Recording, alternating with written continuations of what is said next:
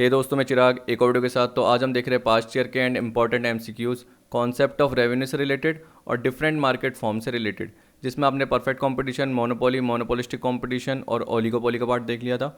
Monopoly में आपने price discrimination part देखा था, ओलिगोपोली में आपने प्राइस लीडरशिप का भी पार्ट कवर किया था। इसके अलावा आपने ओलिगोपोली में बहुत सारे मॉडल्स भी कवर किए, जो कि Cournot, Bertrand, Chamberlain, Edgeworth, king demand curve, ये सारे पार्ट थे। तो उनसे रिलेटेड भी आ सकते हैं, किंग डिमांड कर्व से रिलेटेड ज़्यादा आते हैं। देखिए अब मैं क्या कर रहा हूँ, वैसे मैंने बोला था कि 2 वीडियो में कवर कराऊंगा, लेकिन एक ही वीडियो में सारा पार्ट कवर करा रहा हूँ क्योंकि अपलोडिंग में दिक्कत होती है। अभी वैसे भी नेट थोड़ा पार्ट स्लो चलता रहता है, तो मुझे लग रहा है कि मैं अगर अलग अलग करूँगा तो बहुत टाइम लग जाएगा, इसलिए एक साथ ही पूरा पार्ट अपलोड कर दूंगा। तो दिसंबर 19 का पहला क्वेश्चन है, ये बोल रहा है which two of the following statements are correct. A से लेके ए बी सी डी 4 आपको स्टेटमेंट दे रखे हैं, इसमें से आपको 2 ऑप्शन करेक्ट चुनने हैं। ए simple monopoly form always earn super normal profit. देखिए यहाँ पे ये नहीं बता रखा कि लॉन्ग रन या शॉर्ट रन है, तो आपको पता है कि मोनोपोली फॉर्म की बात कर रही है।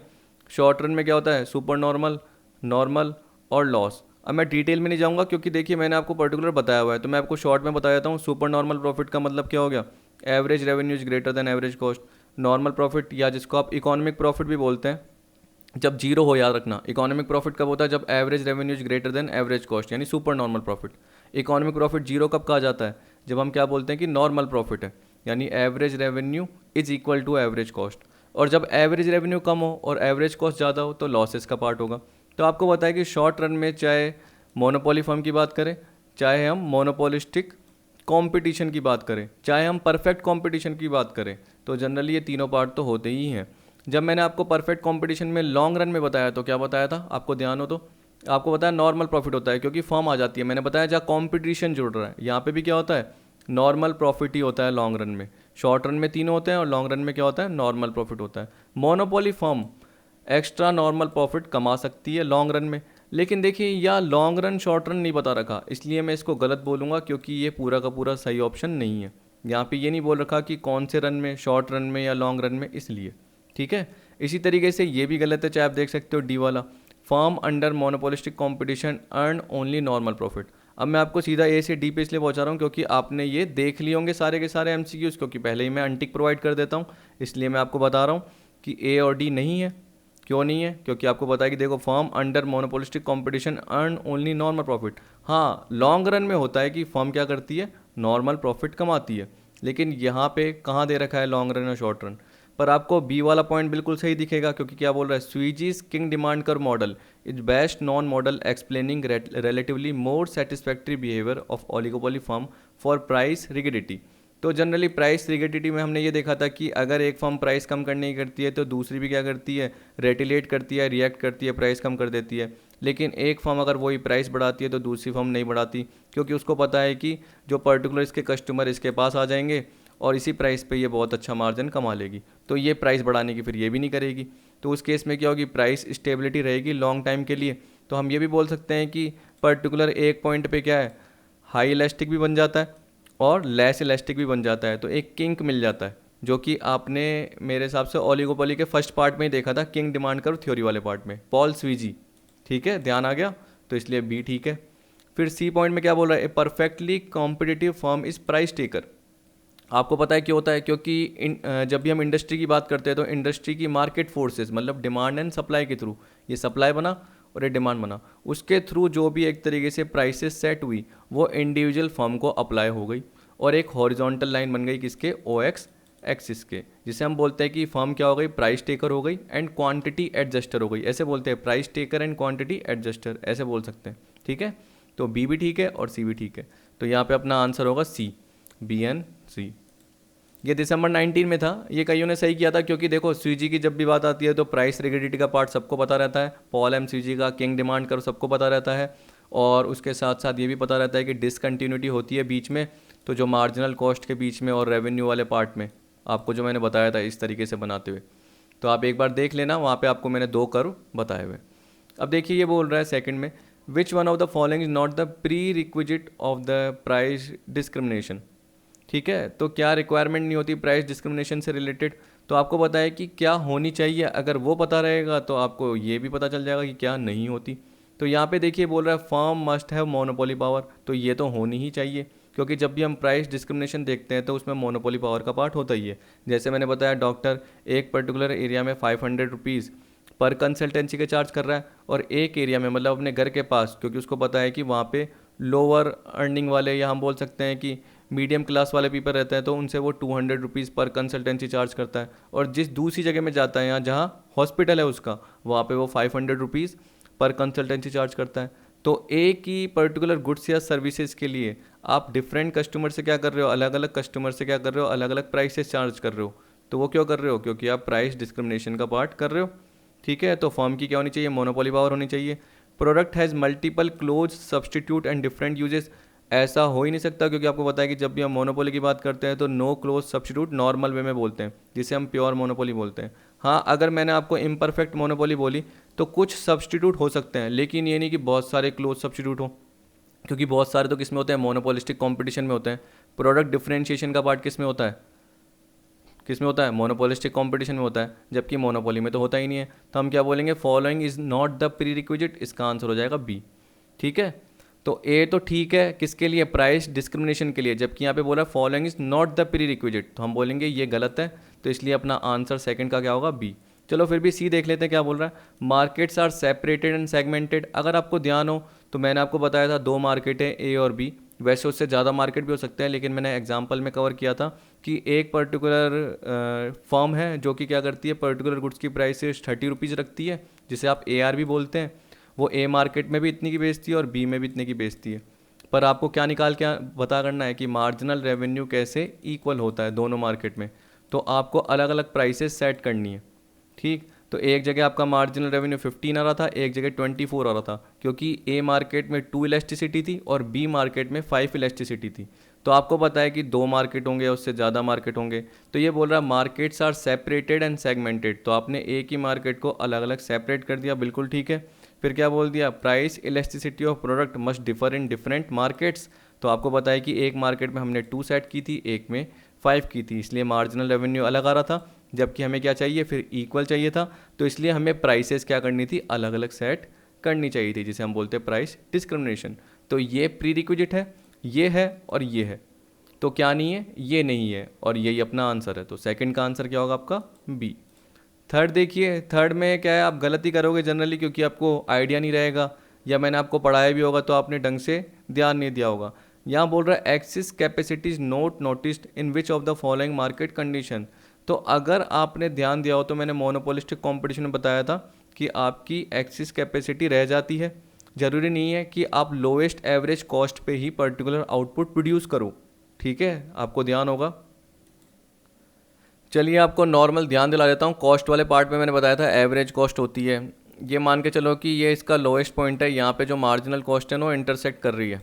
मार्जिनल कॉस्ट तो पहले से ही देखो कम हो रही थी और उससे पहले ही बढ़ना चालू कर देती है, आपको पता है। और लेफ्ट हैंड साइड पे होती है मार्जिनल, और राइट हैंड साइड पे क्या होती है? आपकी एवरेज टोटल कॉस्ट, जो भी आपको दे रखी है वो होती है। ठीक है, अब आपको पता है कि इसके बाद आपकी मार्जिनल कॉस्ट स्पीड से बढ़ेगी। तो ये एक तरीके से आपका क्या था? लोएस्ट एवरेज कॉस्ट का पॉइंट था पर यूनिट का, जहाँ पे आप बोल सकते हैं कि तरीके से आउटपुट प्रोड्यूस करते हो। तो जब भी आपने वो लॉन्ग रन वाले पार्ट में देखा तो शॉर्ट रन एवरेज कॉस्ट बहुत सारे बनते हैं, आपने ये देखे थे। और जैसे ही उसके नीचे क्या है, लॉन्ग रन एवरेज कॉस्ट का पॉइंट जा रहा है, तो जहाँ पे आपका लोएस्ट पॉइंट होगा, पर साथ में आपको मार्जिनल कॉस्ट का पॉइंट भी देखना होगा कहाँ इंटरसेक्ट कर रहा है। तो ये हमने परफेक्ट कंपटीशन में देखा था कि हम अपनी फुल कैपेसिटी का यूज़ कर रहे हैं। क्या कर रहे हैं? फुल कैपेसिटी का, मतलब जहाँ पे हमारी लोअर एवरेज कॉस्ट क्या आ रही है? पर यूनिट कम आ रही है। जबकि मोनोपोलिस्टिक में और मोनोपोली में आप देख सकते हो, ज़रूरी नहीं है कि आपकी जो एवरेज कॉस्ट हो, जब भी वो मार्जिनल कॉस्ट इंटरसेक्ट कर रही है लोएस्ट एवरेज कॉस्ट को, ज़रूरी नहीं है कि वो उसके लोएस्ट पॉइंट पे ही इंटरसेक्ट कर रही हो। ठीक है, वैसे तो इंटरसेक्ट लोएस्ट पे करेगी, पर हम बोल सकते हैं पूरा यूटिलाइज नहीं होता। तो यहाँ पे जनरली देखो परफेक्ट कंपटीशन में देखोगे पूरा यूटिलाइज है। एक बार आपको चलो दिखाई देता हूँ ताकि आप कन्फ्यूज ना हो। ये देखिए, ये पर्टिकुलर आपको दिख रहा है, लॉन्ग रन से रिलेटेड ही देखना, क्योंकि देखिए शॉर्ट रन में तो क्या होता है? प्रॉफिट भी हो सकता है, यानी हमने क्या बोला? सुपर नॉर्मल प्रॉफिट भी होता है, नॉर्मल प्रॉफिट भी होता है, लॉस भी होता है। और उसमें एक तरीके से हम कैपेसिटी का पूरा यूटिलाइज नहीं कर पाते हैं। लॉन्ग रन में जनरली क्या होता है? सारे फैक्टर्स जो भी है वो वेरिएबल हो जाते हैं, आपको पता है प्लांट ही भी चेंज कर सकते हैं, तो उसी केस में देखा जाता है। तो देखिए शॉर्ट रन एवरेज कॉस्ट का पार्ट आ गया, फिर एक और ये शॉर्ट रन एवरेज कॉस्ट का आ गया, क्योंकि हम बोल सकते हैं कि नए सेलर बहुत सारे आ गए, नए सप्लायर बहुत सारे आ गए। जैसे मैंने बताया था, मेरे दोस्त की शॉप थी, तो उसके रिलेटिव ने भी क्या करा, लॉन्ग रन में देखा कि यार ये बहुत अच्छा प्रॉफिट कमा रहा है, तो ये भी एंटर हो गए, तो सप्लाई बढ़ गई, तो उस केस में प्राइस कम हो गई। तो इसको भी, फर्म को भी, यानी मेरे दोस्त को भी क्या करना पड़ा, अपनी प्राइस कम करनी पड़ी। तो ये देखो शॉर्ट रन एवरेज कॉस्ट का पार्ट है, आप देख सकते हो यहाँ से लॉन्ग रन एवरेज कॉस्ट का पार्ट जा रहा है और ये long run marginal cost cut कर रहा है। यहाँ पे आपको पता था marginal cost is equal to average cost, चाहे शॉर्ट रन की बात करोगे चाहे लॉन्ग रन की बात करोगे। तो short run marginal cost is equal to short run average cost is equal to long run marginal cost is equal to long run average cost is equal to price is equal to AR is equal to MR। ये बताया था मैंने, तो आप ये जरूर याद रखना ताकि आपको ध्यान रहेगा हमेशा एग्जाम में। फिर आपने बोला कि सर पॉइंट कहाँ बताए थे, तो आप देख सकते हो यहाँ पे आपको पता चल जाएगा, plants are use to full capacity in the long run so that there is no wastage of resources, marginal cost is equal to average cost, intersect कर रही थी ना, ठीक। Consumer pay the minimum possible prices which just cover the marginal cost. तो इसका मतलब हम यही बोल सकते हैं, देखो एवरेज रेवेन्यू एवरेज कॉस्ट है जहाँ पे फर्म नॉर्मल प्रॉफिट कमा रही है और फुल कैपेसिटी का यूज़ हो रहा है। जबकि एक और मैं पर्टिकुलर पॉइंट पे डायरेक्ट लेके चलता हूँ जो कि मैंने मोनोपोलिस्टिक में बताया था, ताकि आप वहाँ पे भी कंफ्यूज ना हो सको, उसको मोनोपोली से रिलेट कर लेना। और ओलिगोपोली में तो आपको पता ही है कि एक फर्म दूसरे फर्म के साथ क्या कर रही है, इंटरेक्ट कर रही है। तो मैंने आपको बहुत सारे मॉडल्स में बताया था, ज़रूरी नहीं कि पूरी कैपेसिटी का यूज़ हो पाए, कुछ ना कुछ रह जाती है, ठीक। तो ओलिगोपोली में भी कुछ ना कुछ इकोनॉमिक कैपेसिटी रह जाती है। पर एक बार मैं आपको उसमें दिखा देता हूँ, एक मिनट रुकना। ये देखिए यहाँ पे आ गए मोनोपोलिस्टिक कंपटीशन में, ये लॉन्ग रन इक्विलिब्रियम दे रखा है किसका, मोनोपोलिस्टिकली कॉम्पिटिटिव मार्केट का आपको दे रखा है। तो आप देख सकते हैं कि अगर मैंने आपको शुरू में बताया है कि जहाँ पे मार्जिनल रेवेन्यू और मार्जिनल कॉस्ट जैसे ही कट करता है तो वो आपका एक तरीके से आउटपुट का पॉइंट आता है, इक्विलिब्रियम आउटपुट जनरली बोलते हो, और इसके थ्रू ही आपके इक्वेशन के क्वेश्चन भी बनते हैं, जो कि मैंने अभी वीडियो में कवर कर रखे हैं और मैंने इससे पहले ग्रुप में देख लिए आंसर। तो कईयों ने सही किए हैं और आपने बिल्कुल प्रॉपर समझ लिया जैसे मैंने आपको फंक्शन से बताएं, तो इस हिसाब से अब आप सही कर लेते हो, गलती नहीं करते हो। तो यहाँ आप देख सकते हो कि आपको मार्जिनल रेवेन्यू मार्जिनल कॉस्ट दिख रहा है, उसके ऊपर यहाँ पे देखिए प्राइस डिसाइड हो गई। अब एक तरीके से ये जो बन रहा है वो नॉर्मल का ही बन रहा है, क्योंकि मोनोपोलिस्टिक कॉम्पिटिशन है तो वहाँ पे नॉर्मल प्रॉफिट का पार्ट ही आपको बता रखा है। पर आप देख सकते हैं कि इसके नीचे भी एवरेज कॉस्ट गिरी रही है, यानी अभी एवरेज कॉस्ट यहाँ पे ज़्यादा ही है, लेकिन हम क्यों डिसाइड कर पाए यहाँ पे, यहाँ तक क्यों नहीं बढ़ पाए, क्योंकि हमें पता है कि इसी पर्टिकुलर पॉइंट पे marginal revenue is equal to marginal cost हो गया, तो हमें आउटपुट यही डिसाइड करना पड़ा, हम इससे आगे जा ही नहीं पाए। अगर हम इससे आगे जाते तो हमारा एवरेज रेवेन्यू कम हो जाता, चाहे हमारी एवरेज कॉस्ट कम हो रही है लेकिन उससे कम हमारा एवरेज रेवेन्यू हो रहा है, जबकि हम यहाँ पे average revenue is equal to average cost कर पा रहे हैं। यहाँ पे हम क्या बोलेंगे, average cost is greater than, इस पॉइंट पे वापस आपको बता देता हूँ, इस पर्टिकुलर पॉइंट पे आप देखोगे कि मार्जिनल कॉस्ट कट करते हुए जा रहा है और एवरेज कॉस्ट उस पॉइंट पे क्या होती है, लोएस्ट होती है, आपको पता है। लेकिन भैया रेवेन्यू क्या हो गया, कम हो गया, तो लॉस का पार्ट आ जाएगा। इसलिए हम कहाँ पे रुकते हैं, इक्विलिब्रियम पे रुकते हैं। तो जब भी हम इक्विलिब्रियम आउटपुट पता करते हैं तो याद रखना क्या होता है आपका, जहाँ पे मार्जिनल कॉस्ट मार्जिनल रेवेन्यू को इंटरसेक्ट कर रही है। दो कंडीशन होती है, marginal revenue is equal to marginal cost, ठीक है, और बिलो से इंटरसेक्ट करते हुए जानी चाहिए मार्जिनल कॉस्ट की लाइन, किसको, मार्जिनल रेवेन्यू को। ये आपको हमेशा ध्यान रखना है, हमेशा आउटपुट के लिए ये पार्ट रहता है। जब भी आप एवरेज रेवेन्यू और एवरेज कॉस्ट का पार्ट देखते हो तो वो किसके लिए होता है, ध्यान कीजिए, प्रॉफिट या लॉस के लिए, ठीक है। और जब भी आप एवरेज कॉस्ट और मार्जिनल कॉस्ट का पार्ट देखते हो तो वो किसके लिए होता है, कि एवरेज कॉस्ट इस पॉइंट पे सबसे कम है, लेकिन आपको पता है कि उससे पहले ही आपने ये पॉइंट मिला लिया और यहाँ पे आप प्रोड्यूस कर रहे हो, यानी यहाँ पे आपने अपनी प्राइस सेट कर रखी है ना कि यहाँ पे, तो इसका मतलब आपकी एवरेज कॉस्ट नीचे जा सकती है, तो आपकी अभी भी इकोनॉमिक कैपेसिटी बची हुई है, जिसे हम बोलते हैं एक्सिस कैपेसिटी। तो जैसे मोनोपोलिस्टिक में बची हुई है वैसे किस में बचती है, आपकी मोनोपोली में भी बच जाती है। सेम मोनोपोली में ऐसे कर्व बनता है, बस हल्का सा हम क्या बोलते हैं, एक तरीके से स्टीपर बनता है, थोड़ा सा नीचे बनता है, इस टाइप से बनता है, आपको दिख जाता है। जबकि मोनोपोलिस्टिक में क्या है, थोड़ा सा इस टाइप का बनता है, फ्लैटर बनता है, लेकिन दोनों में सेम ही पार्ट है। तो इसमें भी एक तरीके से हम क्या बोलेंगे, एक्सिस कैपेसिटी देखी जाती है, इसमें भी देखी जाती है, ओलिगोपोली में भी देखी जाती है। जबकि इसमें पूरी की पूरी कैपेसिटी का यूज़ हो जाता है, तो इसमें एक्सिस कैपेसिटी का कोई पार्ट होता ही नहीं है, तो हम बोलेंगे थर्ड में डी। अब मैंने डिटेल में इसलिए बताया क्योंकि इसमें आपने गलत ही बताया होगा ज़्यादातर, इसलिए मुझे ये समझाना पड़ा। अब देखिए यहाँ बोल रहा है find the marginal revenue firm that sell a product at a price और ₹10। प्राइस मतलब क्या होता है, P is equal to AR, याद रखना, and price elasticity of demand for the product is -2। अब आपको क्या पता करना था, A B C D कोई सा भी आंसर, ये मैंने आपको कॉन्सेप्ट ऑफ रेवेन्यू में करवाया हुआ था, सिंपल सा पार्ट है, आपको फॉर्मूला भी आता है। अब देखिए टाइम वेस्टेज होने से बचाने के लिए मैंने इसका आंसर भी कवर कर लिया, यानी आपको जो पीडीएफ मिलेगी आंसर भी मिलेगा। देखिए मैं वहाँ पे बोल सकता था M R equal to A R into E P minus one upon E P, ठीक है, पर्टिकुलर सबको ध्यान रहता है। या एक और आपको फॉर्मूला बताया था 1 - 1/E, जनरली वो आपको ध्यान है, ए आर इंटू 1 - 1/E, ये भी मैंने आपको बताया था। तो आप कैसे भी दोनों फॉर्मूले लगाए आराम से आपका आ जाएगा। यहाँ पे मैंने ये कवर किया हुआ है।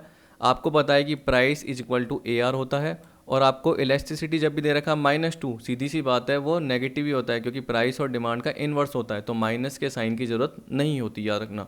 ये मैंने आपको बताया था इलास्टिसिटी में। तो ये जनरली प्राइस इलास्टिसिटी आपको 2 दे रखी है, तो ये नहीं कहीं यहाँ माइनस लगा दीजिए आप, गलत हो जाएगा। देखिए कईयों ने क्या करा, मान लो कि यहाँ माइनस लगाया फॉर्मूले में, ठीक है, अब -2 और -1 क्या हो गया, -3 हो गया। -3/2 बोलेंगे तो क्या बोलेंगे सर कि कितना आता है, 1.5 आ रहा है। 1.5 इंटू 10 करेंगे तो बोला सर -15 आ रहा है, जबकि यहाँ पे +15 है, तो कईयों ने 15 आंसर लगा दिया, इसलिए वो गलत हो गया, याद रखना। तो यहाँ पे क्या होता है कि एक तरीके से इलास्टिसिटी माइनस का मतलब प्राइस में चेंजेज होने से डिमांड में इन्वर्स चेंज होता है। अगर प्राइस कम हो रही है तो डिमांड बढ़ रही है, जनरली आपको पता है। तो वो प्रोपोर्शनेट चेंज की बात करता है कि अगर 10% प्राइस कम हो रही है तो डिमांड कितने % बढ़ रही है, उतने ही बढ़ रही है 10%, या उससे ज़्यादा बढ़ रही है या उससे कम बढ़ रही है। तो आपको पता है इन्वर्स रिलेशनशिप, इसलिए माइनस का साइन इग्नोर मारना, ठीक। तभी यहाँ पे 2 लगाया, 2 - 1 किया तो क्या आया 1, 1/2 करा तो क्या आया 0.5, 10 इंटू 0.5 करेंगे। 10 क्यों लगाया आपको पता है, A R is equal to P होता है, तो आपका आंसर आ गया 5, ठीक। ये हो गया अपना कवर। अब चलते हैं 5th वाले क्वेश्चन की तरफ। 5th में क्या बोल रहा है, दिसंबर 18 का है। The monopoly involves a social cost mainly due to its emphasis on which one of the following. अब देखिए दिसंबर 18 का भी है और एक और जगह आ चुका है, तो यहाँ पे पहले आप पॉज करके वीडियो को, अब वैसे तो आपने पढ़ लिए होंगे पीडीएफ के आंसर जो भी हैं ऑप्शंस, तो पहले एक बार ये पढ़ लीजिए, फिर मैं आपको उस पर्टिकुलर दूसरे क्वेश्चन पे भी लेके चलता हूँ, सेम ऐसे कैसे ही है, ठीक है। अब देखिए 13 क्वेश्चन भी ऐसे है, जुलाई 16 में आया हुआ है। उसमें क्या बोला था कि मोनोपोली में सोशल कॉस्ट इंक्लूड होती है, क्योंकि एम्फेसिस इन चारों में से एक ऑप्शन पे होता है, इसकी वजह से उसमें सोशल कॉस्ट भी होती है। इसमें भी पढ़ के देखिए, थोड़ा सा अलग है लेकिन देखिए मीनिंग वही है। Monopoly is not considered desirable from the point of view of the society mainly because the monopoly endeavours to, यानी मोनोपोली ज़्यादा किस पे ध्यान देता है, ठीक। तो आपने सबने क्या बोला कि सर ज़्यादा से ज़्यादा वह प्रॉफिट पे ध्यान देता है, कि मोनोपोलिस्ट क्या चाहता है, प्रॉफिट कमाना, ज़्यादा से ज़्यादा वो आउटपुट बेचना चाहता है, वो प्राइस डिस्क्रिमिनेशन की बात कर रहा है। वो पर्टिकुलर नहीं, हम किसकी बात कर रहे हैं यहाँ पे कि monopoly is not considered desirable from the point of view the society. इसका मतलब सोशल बेनिफिट नहीं मिल रहा, सोशल कॉस्ट इंकर की जा रही है, यानी एक तरीके से कंज्यूमर का नुकसान पहुँचाया जा रहा है। तो पर्टिकुलर किस केस में होगा, देखो प्राइस डिस्क्रिमिनेशन तो करना ज़रूरी है। आपको पता है कि उससे जो भी लोअर पर्सन है, एक तरीके से जो लोअर सोसाइटी के हैं, उनकी क्या होती है, सेविंग होती है। अगर उनसे भी 500 रुपीज़ पर कंसल्टेंसी डॉक्टर चार्ज करने लग जाएगा तो उनकी सेविंग ही कहाँ से होगी, वो दिखाई नहीं पाएंगे। तो जनरली आप देख सकते हो प्राइस डिस्क्रिमिनेशन तो बहुत जगह होता ही होता है। ये नहीं कि आप देख सकते हो कि हर जगह पे ना प्राइसेस बहुत ज़्यादा होती है, एक ही पर्टिकुलर प्रोडक्ट की प्राइसेस अलग अलग हो सकती है। तो ये नहीं कि मोनोपोली में एक तरीके से नुकसान का पार्ट है, प्राइस डिस्क्रिमिनेशन किसी किसी जगह पे सही भी होता है। लेकिन यहाँ पे मेन क्या है, produce below economic capacity level when he exhibit satisfaction with normal profit only. तो इसका मतलब क्या है, जहाँ पे उसका average revenue is equal to average cost, मतलब जैसे मैं बना के दिखा देता हूँ, मार्जिनल रेवेन्यू, ये एवरेज रेवेन्यू, जहाँ पे हमने बोला कि मार्जिनल कॉस्ट कट कर रही है, तो वो पर्टिकुलर पॉइंट आ गया क्वांटिटी का, इससे ऊपर एवरेज रेवेन्यू पे प्राइस तय होती है, ये प्राइस तय हो गई, और इस पर्टिकुलर पॉइंट से क्वांटिटी तय हो गई थी। प्राइस किससे भी, जैसे मैंने एवरेज रेवेन्यू यानी इस पॉइंट पे लाइन मिलाई, अब यहीं से ही आपकी मान लो कि एवरेज कॉस्ट जा रही है, ये एवरेज कॉस्ट की यू शेप की लाइन है, तो हम क्या बोलते हैं, नॉर्मल प्रॉफिट है। अब देखिए उसके पास कैपेसिटी तो ज़्यादा भी है, अभी अभी मैंने बताया था ना। तो देखिए आपको थर्ड क्वेश्चन के थ्रू थोड़ा समझ में आ गया, जैसे मैंने बताया कि भाई इसकी कैपेसिटी तो यहाँ तक है, लेकिन वो जानबूझ के प्रोड्यूस ही नहीं कर रहा। वो तो एक तरीके से उस कैपेसिटी पर उसकी लोअर एवरेज कॉस्ट भी आ सकती है, इससे भी कम कॉस्ट आ सकती है, लेकिन जनरली वो प्रोड्यूस ही नहीं कर रहा। क्यों नहीं प्रोड्यूस कर रहा, क्योंकि वो बोल रहा है कि यार मुझे नॉर्मल प्रॉफिट मिल गया, अब मुझे ज़्यादा कुछ करने की ज़रूरत ही नहीं है। तो यहाँ पे बोल रहा है produce below economic capacity, economic capacity से कम प्रोड्यूस कर रहा है, मतलब अभी भी एक्सेस कैपेसिटी है, लेकिन जानबूझ के कंज्यूमर को फ़ायदा नहीं पहुँचाना चाहता। तो जब वो क्या कर रहा है, इकोनॉमिक कैपेसिटी से कम पे प्रोड्यूस कर रहा है, तो वो हायर कॉस्ट पे प्रोड्यूस कर रहा है। किस पे कर रहा है, हायर कॉस्ट पे। तो 13 का आंसर क्या होगा, डी, ये नहीं होगा कि earn net revenue on sale of all goods including those involving no cost of production, earn net revenue on sale of goods in short run as well as long run. ये तो सभी चाहते हैं, monopolistic competition वाले भी चाहते हैं, oligopoly भी चाहते हैं। Charges different prices for the same product from the different categories of buyer. देखिए ये तो ज़रूरी है, जो कि मैंने आपको बताया। एक मूवी आप देखने जाते हो तो आपको पता है कि पर्टिकुलर अलग अलग टाइम पे अलग अलग प्राइसेस चार्ज की जाती है। चलो वो तो पीक लोड प्राइसिंग का पार्ट हो गया, लेकिन मैंने जो आपको डॉक्टर से रिलेटेड पार्ट बताया तो उसमें यही पार्ट है कंसल्टेंसी का।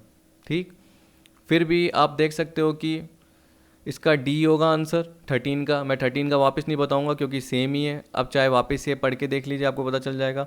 The monopoly involves a social cost mainly due to its emphasis on which one of the following, earning net profit in all possible situation, वो तो सभी चाहते हैं।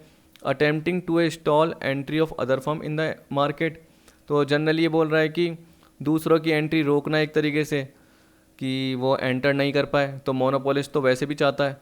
ठीक, फिर lower output at a higher cost in normal profit situation, अभी अभी हमने पढ़ा जिसमें मैंने क्या बताया, लोअर आउटपुट मतलब एक्सिस कैपेसिटी इसकी एक तरीके से रह जाएगी। जो भी इकोनॉमिक कैपेसिटी है उससे वो कम प्रोड्यूस कर रहा है, जो भी इकोनॉमिक कैपेसिटी है उससे पहले प्रोड्यूस कर रहा है। इकोनॉमिक कैपेसिटी कहाँ आती है, जहाँ पे lower average cost per unit कम आती है, लेकिन उससे पहले ही जो उसकी कॉस्ट है वहीं पे ही वो प्रोड्यूस कर रहा है।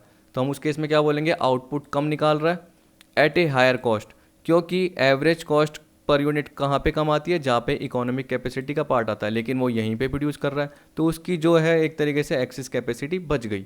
तो हम बोलेंगे lower output at a higher cost in a normal profit situation. जो अभी मैंने 13 में बताया सेम सी वाला पार्ट है।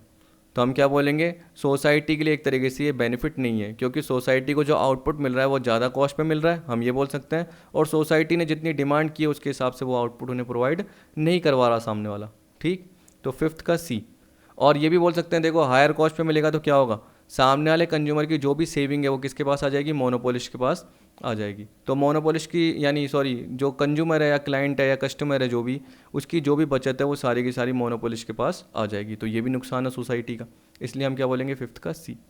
तो यहाँ पे ये नहीं बोलोगे क्योंकि ये तो प्राइस डिस्क्रिमिनेशन का पार्ट है, जो कि सही रहता है कभी कभी। तो फिफ्थ का आपका आंसर आएगा सी। अब सिक्स्थ में देखिए क्या बोल रहा है, in a perfectly competitive market a firm in the long run operate at the level of output where. देखिए अभी अभी आपको बताया था फुल कैपेसिटी का यूज़ होता है, तो मुझे बार बार वहाँ बताने की ज़रूरत नहीं है, मैंने आपको बता दिया। तो आप देख सकते हैं A R is equal to M R, ठीक है, average revenue is equal to marginal revenue is equal to average cost is equal to marginal cost. अब कई जने आप अब मुझे क्या बोलते हैं कि सर ये भी आ सकता है कि average cost is equal to marginal cost when marginal cost is lowest. सीधी सी बात दिमाग लगाइए कि मार्जिनल कॉस्ट उससे पहले ही लोएस्ट होती है, जब वो बढ़ती रहती है ना तब जाके क्या होता है कि एवरेज कॉस्ट लोएस्ट रहती है, एवरेज कॉस्ट लोएस्ट रहती है, लेकिन मार्जिनल कॉस्ट तो उससे पहले ही बढ़ जाती है। तो मैंने ये थ्योरी ऑफ कॉस्ट में बताया, तो ये हो ही नहीं सकता। ठीक, when marginal cost is lowest, marginal cost lowest होती नहीं है। Marginal revenue equal to marginal cost एक पॉइंट होता है, लेकिन आपको पता है कि इसके अलावा average revenue equal to average cost भी आपका पॉइंट रहता है। ठीक, क्योंकि परफेक्टली कॉम्पिटिटिव मार्केट में लॉन्ग रन में क्या होता है, आप नॉर्मल प्रॉफिट करते हो। नॉर्मल प्रॉफिट कहाँ पे आता है, जहाँ पे एवरेज रेवेन्यू किसके बराबर हो, एवरेज कॉस्ट के। और मार्जिनल रेवेन्यू और मार्जिनल कॉस्ट से आपको क्या पता चलता है, जैसे ही वो कट करता है तो आउटपुट का लेवल पता करता है। जैसे आपको ये पता चला तो उसके बाद एवरेज कॉस्ट भी यहीं पे लाइन बन रही है और एवरेज रेवेन्यू की लाइन भी यहीं पे बन रही है। तो ये सारे एक दूसरे को एक ही जगह कट कर रहे हैं, इसलिए सिक्स्थ में हमेशा रखना डी आएगा। ठीक, और एक और चीज़ याद रखना, ठीक है, लॉन्ग रन में बता रहा हूँ याद रखना। तो ये ए सी और मार्जिनल कॉस्ट दे रखा है ना, तो L A C, L M C, S A C, M A C, oh sorry M A C बोल रहा हूँ, S M C, long run average cost, long run marginal cost, short run average cost, short run marginal cost, ये भी आपका आ सकता है equal.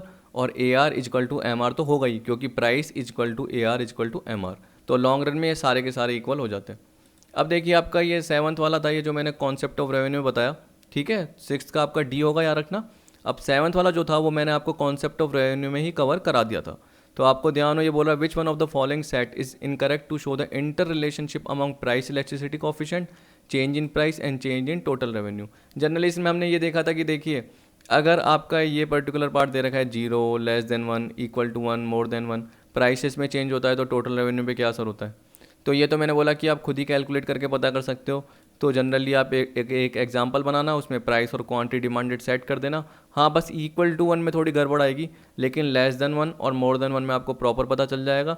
तो हमारा गलत क्या है, यानी इसमें से बोल रहा है कि कौन सा इनकरेक्ट है, तो मैंने आपको पर्टिकुलर वहाँ पे सेट बना के बता रखा है, तो हम क्या बोलेंगे, ये गलत है, ये ठीक है।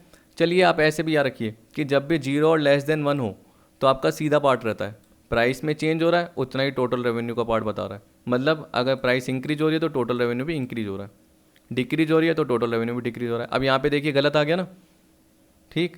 और जब <1 होता है तो उसमें क्या होता है, अपोजिट होता है, तो इंक्रीज है तो डिक्रीज, डिक्रीज है तो इंक्रीज, बिल्कुल ठीक है। और जब =1 है तो नो चेंज, प्राइस में इंक्रीज डिक्रीज होने से रेवेन्यू पे कोई असर नहीं होता। तो आपको ध्यान आ गया कि यार 0 और <1 में सर जनरली सर ने जो बताया वो डायरेक्ट रिलेशनशिप बताया था, तो 0 तो ठीक है लेकिन <1 गलत है। पर अगर आपको एक बार देखना है तो कॉन्सेप्ट ऑफ रेवेन्यू में जाके देख लीजिए, आपको पता चल जाएगा। 7th का क्या है, बी, क्योंकि वहाँ पे मैंने एग्जाम्पल भी आपको कवर करवाया था। अब 8th का देखिए, 8th भी कॉन्सेप्ट ऑफ रेवेन्यू से रिलेटेड ही है, उसी पर्टिकुलर चैप्टर में मैंने आपको बताया था।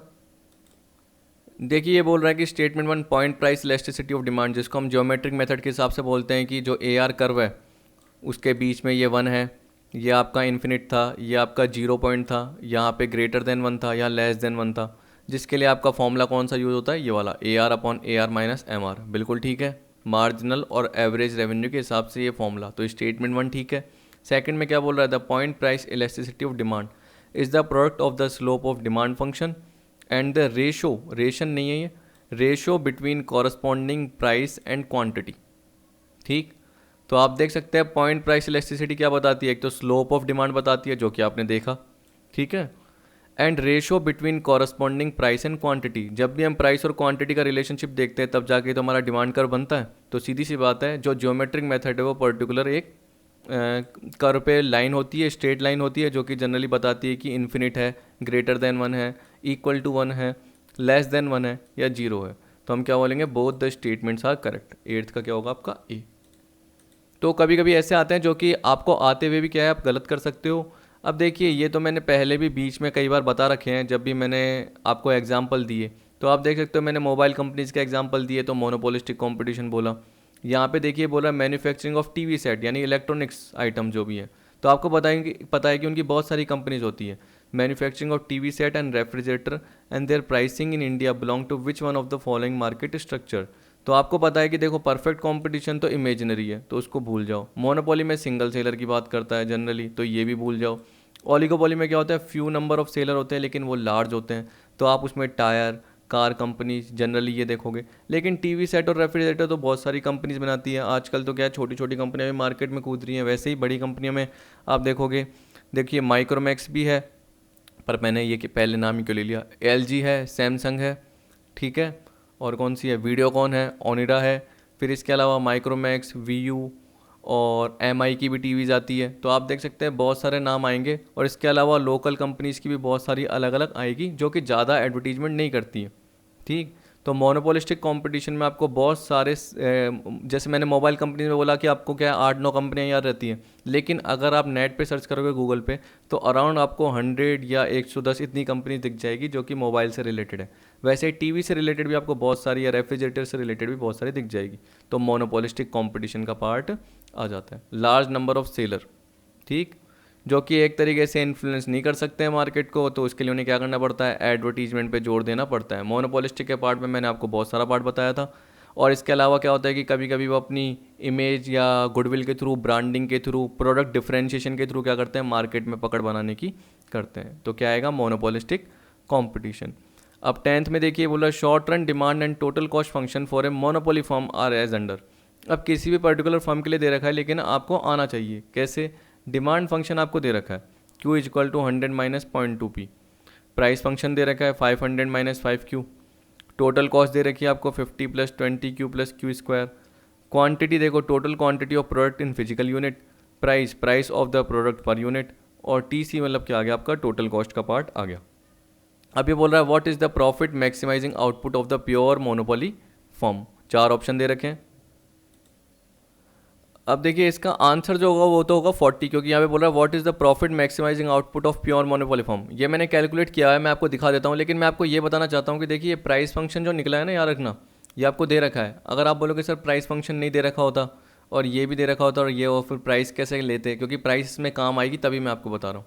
तो देखिए ये 0.2p दे रखा है ना, 100 दे रखा है, तो आपको पता है कि 0.2p को अगर आप उधर शिफ्ट कर दोगे तो 0.2p आपका नॉर्मल हो जाएगा, प्लस का साइन हो जाएगा एक तरीके से, और 100 माइनस क्यू हो जाएगा।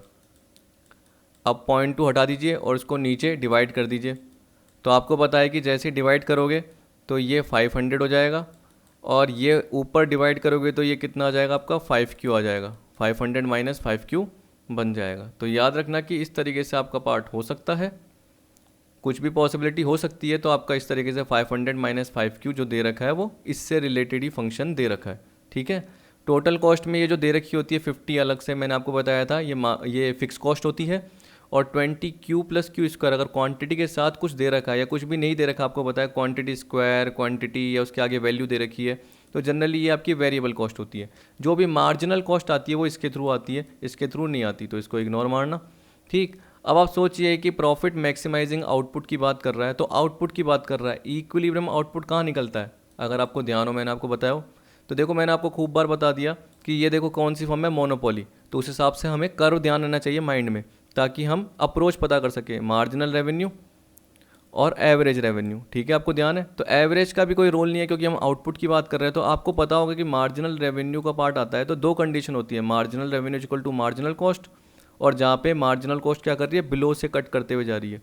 जैसे भी जहाँ से कट करते हुए जा रही है तो ये पॉइंट हमारा क्या हो जाएगा, क्वांटिटी का पॉइंट हो जाएगा। तो marginal revenue equal to marginal cost, तब जाके हमारा क्या निकलेगा, मैक्सिमाइजिंग आउटपुट का पॉइंट निकलेगा, जहाँ पे हमारा प्रॉफिट मैक्सिमम होगा। आपसे ये नहीं पूछा कि प्रॉफिट क्या होगा। अगर आपसे प्रॉफिट पूछता तो आप क्या बोलते हैं, average revenue is equal to average cost, ऐसे बोल सकते हो ना, कि जहाँ पे हमारा नॉर्मल प्रॉफिट का पार्ट है या इक्विलिब्रियम प्रॉफिट निकल रहा है तो जनरली वो पार्ट आ जाएगा। लेकिन जहाँ पे आपको आउटपुट बोले तो marginal revenue is equal to marginal cost, और मार्जिनल कॉस्ट नीचे से कट करते हुए जानी चाहिए। अब देखिए क्या करते हैं, हम सीधा चलते हैं आंसर की तरफ। तो ये आ गए हम सॉल्यूशन की तरफ अपने, जो कि मैंने पहले से ही आपको बताया कि PDF में प्रोवाइड करता हूँ, तो पहले तो टिक करके रखूँगा ही रखूँगा। तो ये देखिए यहाँ पे आपका पर्टिकुलर पॉइंट आ गया। अब देखिए थोड़ा सा तो दिख रहा होगा आपको, ये रहा पार्ट। अब देखिए ये आपको बोल रहा है मार्जिनल कॉस्ट, दिख रहा है आपको? यहाँ पे देखो मैंने लिख दिया है कि marginal revenue equal to marginal cost and marginal cost curve must cut MR curve from below, यानी नीचे से काटना चाहिए, ये तो मैंने बता दिया। अब आप देखिए कि देखो 20Q प्लस क्यू स्क्वायर का पार्ट है, तो मैंने आपको ये बताया था कि अगर 20Q दे रखा है तो Q की पावर 1 है, तो जैसे इसको मल्टीप्लाई करोगे तो 20 इंटू 1 क्या बनेगा, 20 बनेगा, और Q की पावर 1 है तो Q हट गया। क्योंकि जैसे ही आपको पता है कि अगर एक सिंगल Q दे रखा है यानी पावर 1 दे रखी है तो Q हट जाता है। अगर Q स्क्वायर है तो Q बच जाएगा, Q क्यूब है तो Q स्क्वायर हो जाएगा, Q 4 है तो वो आगे मल्टीप्लाई होके, आगे वाली वैल्यू से मल्टीप्लाई होके एक तरीके से क्या हो जाएगा, जो भी आएगी वैल्यू, और जो Q 4 है वो Q क्यूब बन जाएगा, Q 5 है तो वो Q 4 बन जाएगा। जैसे यहाँ पे Q 2 है, अब देखिए 2 के आगे कुछ है क्या, नहीं, तो 2 इंटू 1 क्या होता है, 2 ही होता है। याद रखना Q के स्क्वायर के आगे कुछ नहीं है, तो यहाँ पे हम 1 मान के चलते हैं, तो 2 इंटू 1 2 हो गया। और देखिए आपको पता है कि एक पावर हट गई तो क्या बची, एक ही बची, यानी Q की पावर 1, तो यहाँ पे Q की पावर 1 लिखने की ज़रूरत ही नहीं है। तो आपकी मार्जिनल कॉस्ट क्या है, 20 प्लस 2Q। ठीक है, अब दूसरी चीज़ आपको मैंने बोला कि मार्जिनल कॉस्ट तो निकल गई, अब क्या चाहिए आपको, मार्जिनल रेवेन्यू। मार्जिनल रेवेन्यू का कैसे निकलता है, आपको पता है कि change in TR upon change in Q बोलते हो आप। ठीक, तो आपको जनरली क्या चाहिए होती है, टोटल रेवेन्यू चाहिए होती है। टोटल रेवेन्यू का फॉर्मूला क्या होता है, P इंटू क्यू। क्या होता है फॉर्मूला, P इंटू क्यू। अब आप बोलोगे P क्या है, ये रहा। ठीक, आप बोलोगे Q क्या है, ये।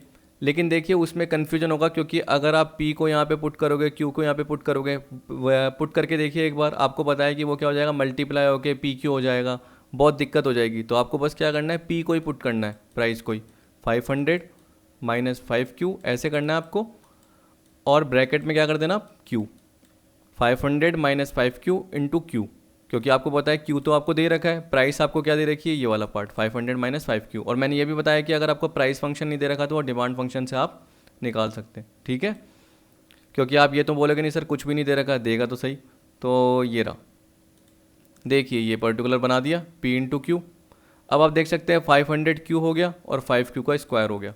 अब ये TR हो गया। अब आपको पता है कि जैसे हमने टोटल कॉस्ट से मार्जिनल कॉस्ट निकाली, वैसे हम टोटल रेवेन्यू जो ये दे रखी है उससे मार्जिनल रेवेन्यू निकाल सकते हैं। कैसे, वही Q की पावर 1 है, 1 को 500 से मल्टीप्लाई किया तो 500 आया, और Q की पावर 1 है तो Q कट गया, Q हट गया। और जैसे 5 की पावर आपको पता है कि Q की पावर 2 है, 5 इंटू 2 करा तो क्या आया 10 आया, और यहाँ पे Q की पावर क्या रह गया 1 ही रह गया, मतलब एक आपका पार्ट हट गया। तो 500 माइनस 10Q मार्जिनल रेवेन्यू से रिलेटेड है। मार्जिनल कॉस्ट कितनी है आपकी 20 प्लस 2Q जो कि आपने निकाली थी। जैसे ही इसको सॉल्व करोगे इसको इधर लेके आ जाओ, 10Q को उधर लेके चले आओ, प्लस में आ जाएगा 12Q हो जाएगा, Q इजिकल टू 480 अपॉन 12 40 आपका आ जाएगा। समझ गए?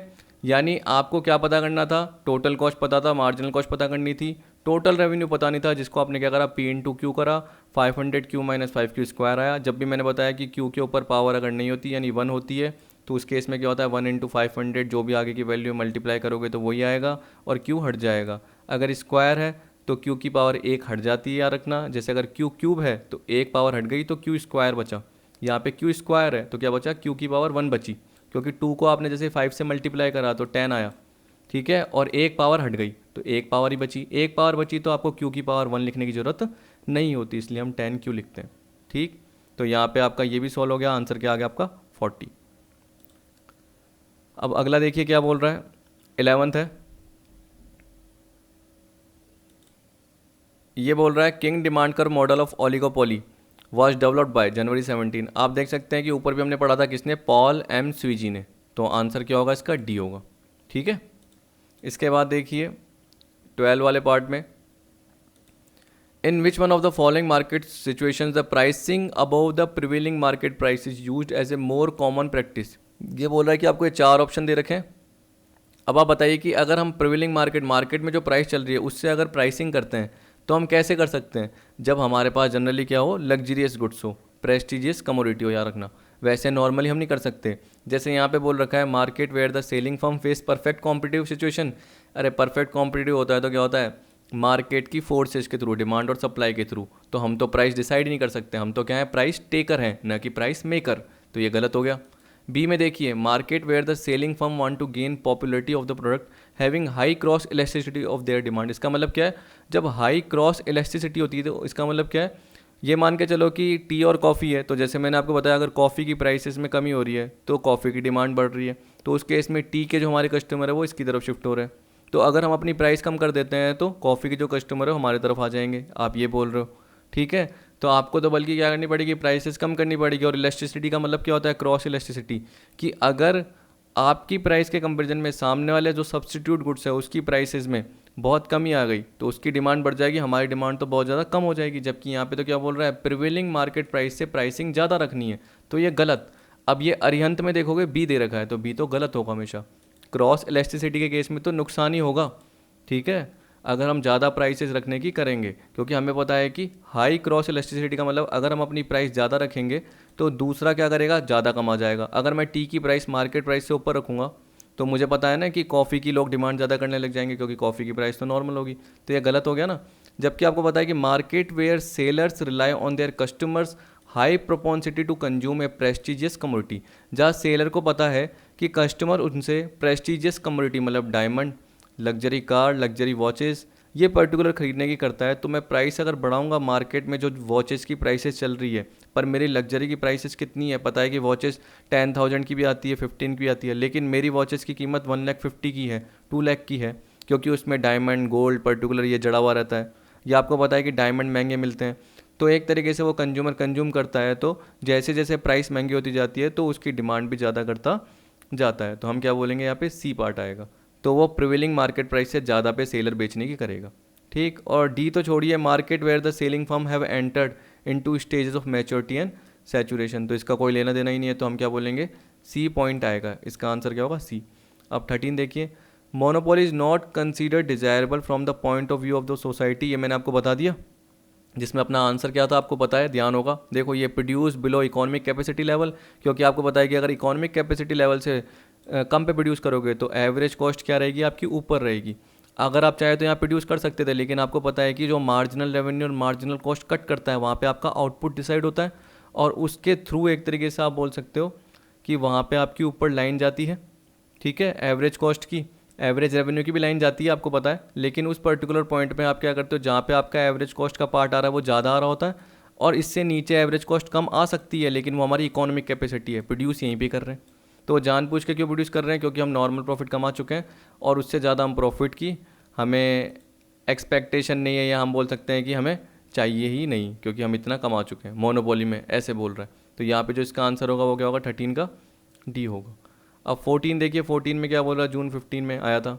अब देखिए सिंपल सिंपल है, मैचिंग वाले हैं। देखिए आपको मैच द फॉलोइंग बोल रहा है। Law of diminishing marginal utility किससे रिलेटेड है, कार्डिनल अप्रोच से रिलेटेड है। 3 देखिए कहाँ पे दिख रहा है, इस वाले पॉइंट में। 14 में मैं बोल सकता हूँ कि यहाँ पे दिख रहा है। लेकिन देखिए यहाँ पे बोला relationship between price of one commodity and demand for other commodity. ये अभी भी मैंने बताया, क्रॉस डिमांड, टी और कॉफ़ी एग्जांपल बताया। Skimming the cream policy generally क्या होता है, देखो पायनियर प्राइसिंग होती है, उसमें 2 पार्ट आते हैं, एक तो प्राइस स्कीमिंग और एक प्राइस पेनिट्रेशन, जो मैं आपको अगली वीडियो में बताऊंगा।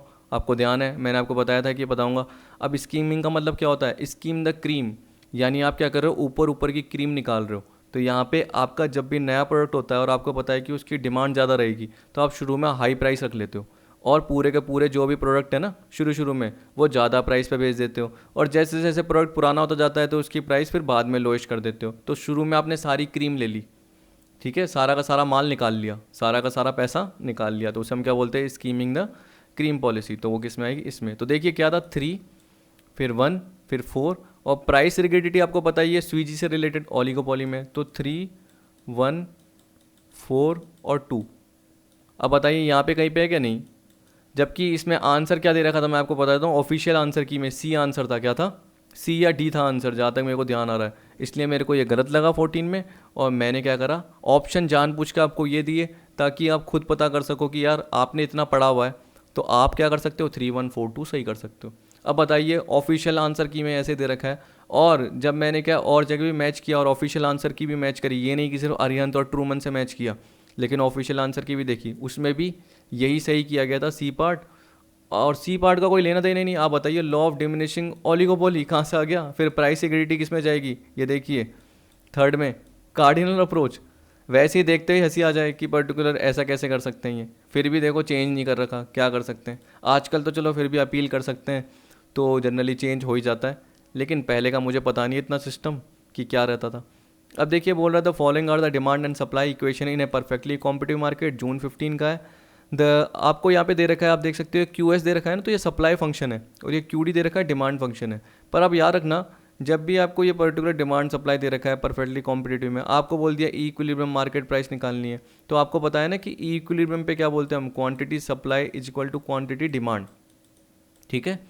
तो ये पर्टिकुलर देखो फंक्शन में क्वांटिटी सप्लाइड तो कहीं नहीं दे रखी, पर यहाँ दे रखी है।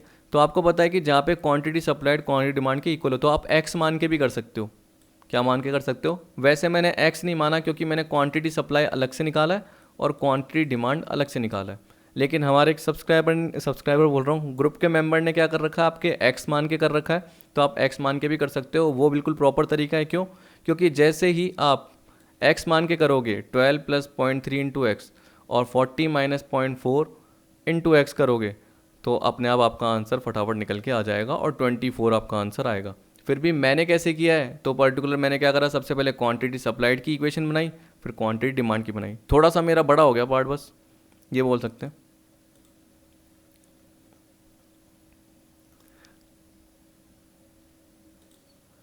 अब देखिए यहाँ पे हम आ चुके हैं, तो ये पर्टिकुलर वही आंसर की शीट आ गई। तो ये देख सकते हो उन्होंने पर्टिकुलर कैसे किया, मैंने बताया मेंबर ने 12 प्लस 0.3 इसको x बोल दिया, और आपको पता है कि क्वांटिटी ये सप्लाई और डिमांड है, दोनों की क्वांटिटी सेम ही रहेगी, तो ये भी x रहेगा, और 40 माइनस 0.4 और ये भी क्या रहेगा, x रहेगा।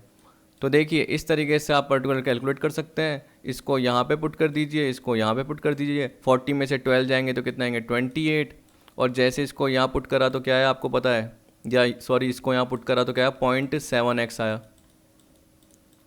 और उस केस में इन्होंने क्या कर दिया, 28 आएंगे, कितने आएंगे, हाँ ठीक है, कुछ मिस्टेक मेरे को लग रही थी तो इस चक्कर में मैं थोड़ा रुक गया। 28/0.7 कितना है आपका, 40 आ गया। एक्स मतलब देखो क्वांटिटी 40 आ गई, यहाँ पे क्या पूछा है, प्राइस। तो क्वांटिटी जैसे आपको पता चलेगी 40 है, तो किसी भी पर्टिकुलर पार्ट में पुट करके देख लेना, 40 इंटू 0.3 करके देखिए कितना होता है, 12, 12 प्लस 12 कितना होगा, 24, तो प्राइस कितनी आ जाएगी, 24। 40 इंटू 0.4 कितना होता है, 16, 40 में से 16 गए 24, तो आप ये पुट करके देखिए, सबसे बढ़िया मेरे को यही लगा। लेकिन इसके अलावा मैंने ये भी कवर किया, देखो Q D equal to Q S, जो आपको पता है इक्विलिब्रियम मार्केट प्राइस पे होता है, quantity demand is equal to quantity supplied. और आपको ये भी पता है कि देखिए ये किससे रिलेटेड है, खुद दिमाग लगाइए, परफेक्टली कॉम्पिटिटिव मार्केट, जहाँ पे प्राइस किससे डिसाइड होती है, मार्केट की डिमांड और सप्लाई के फोर्स के थ्रू। तो आपको पता है कि इस पर्टिकुलर पॉइंट पे demand is equal to supply होती है और वही एक तरीके से प्राइस डिसाइड करती है। तभी तो हमने बोला quantity demand is equal to quantity supply. अब देखिए पी इज इक्वल टू आपको बताइए, तो देखिए मैंने 0.3 QS अपनी जगह पे रखा और P के साथ यहाँ पे 12 को इधर शिफ्ट कर दिया तो -12 + P हो गया और डिवाइड बाय कर दिया 0.30, तो मेरे पास QS की वैल्यू आ गई।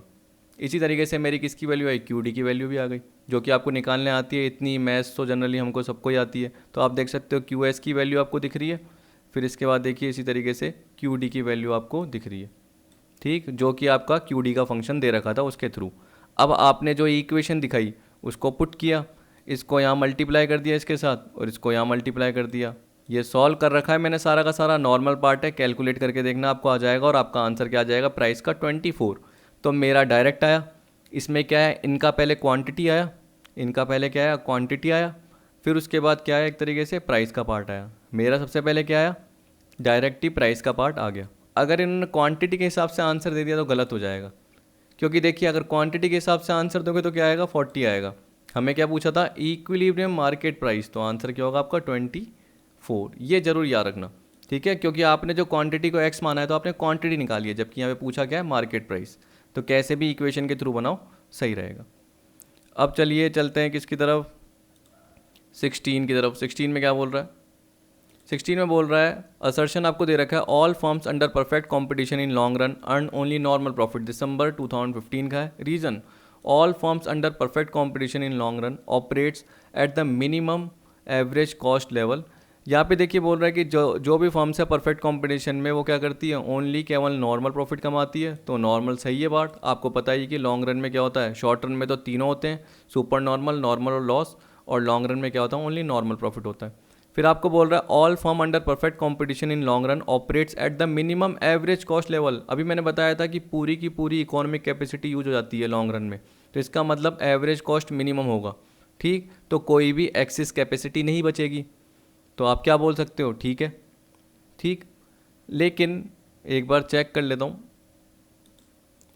कि कहीं इसमें ये तो नहीं बोल रखा कि ए ट्रू है। हाँ, बस इसमें नॉर्मली दे रखे हैं कोट्स, कोई टिपिकल कोट्स नहीं दे रखे, फिर तो आप बोल सकते हो both A and R are true. मैं ये देख रहा था कि कहीं इसमें ये तो नहीं दे रखा कि आर इज़ करेक्ट एक्सप्लेनेशन, अगर ऐसा पर्टिकुलर पॉइंट दे रखा हो तो दिक्कत हो जाती है। पर आपको सेम ही लग रहा है, both A and R are true. R क्यों ट्रू है आप बोल सकते हो, क्योंकि यहाँ पे मिनिमम एवरेज कॉस्ट लेवल की बात कर रहा है, और परफेक्ट कंपटीशन में हम क्या बोल सकते हैं, कोई भी एक्सिस कैपेसिटी का पार्ट नहीं रहता। इसका मतलब हम अपनी फुल कैपेसिटी या इकोनॉमिक कैपेसिटी पे प्रोड्यूस करते हैं लॉन्ग रन में, ठीक।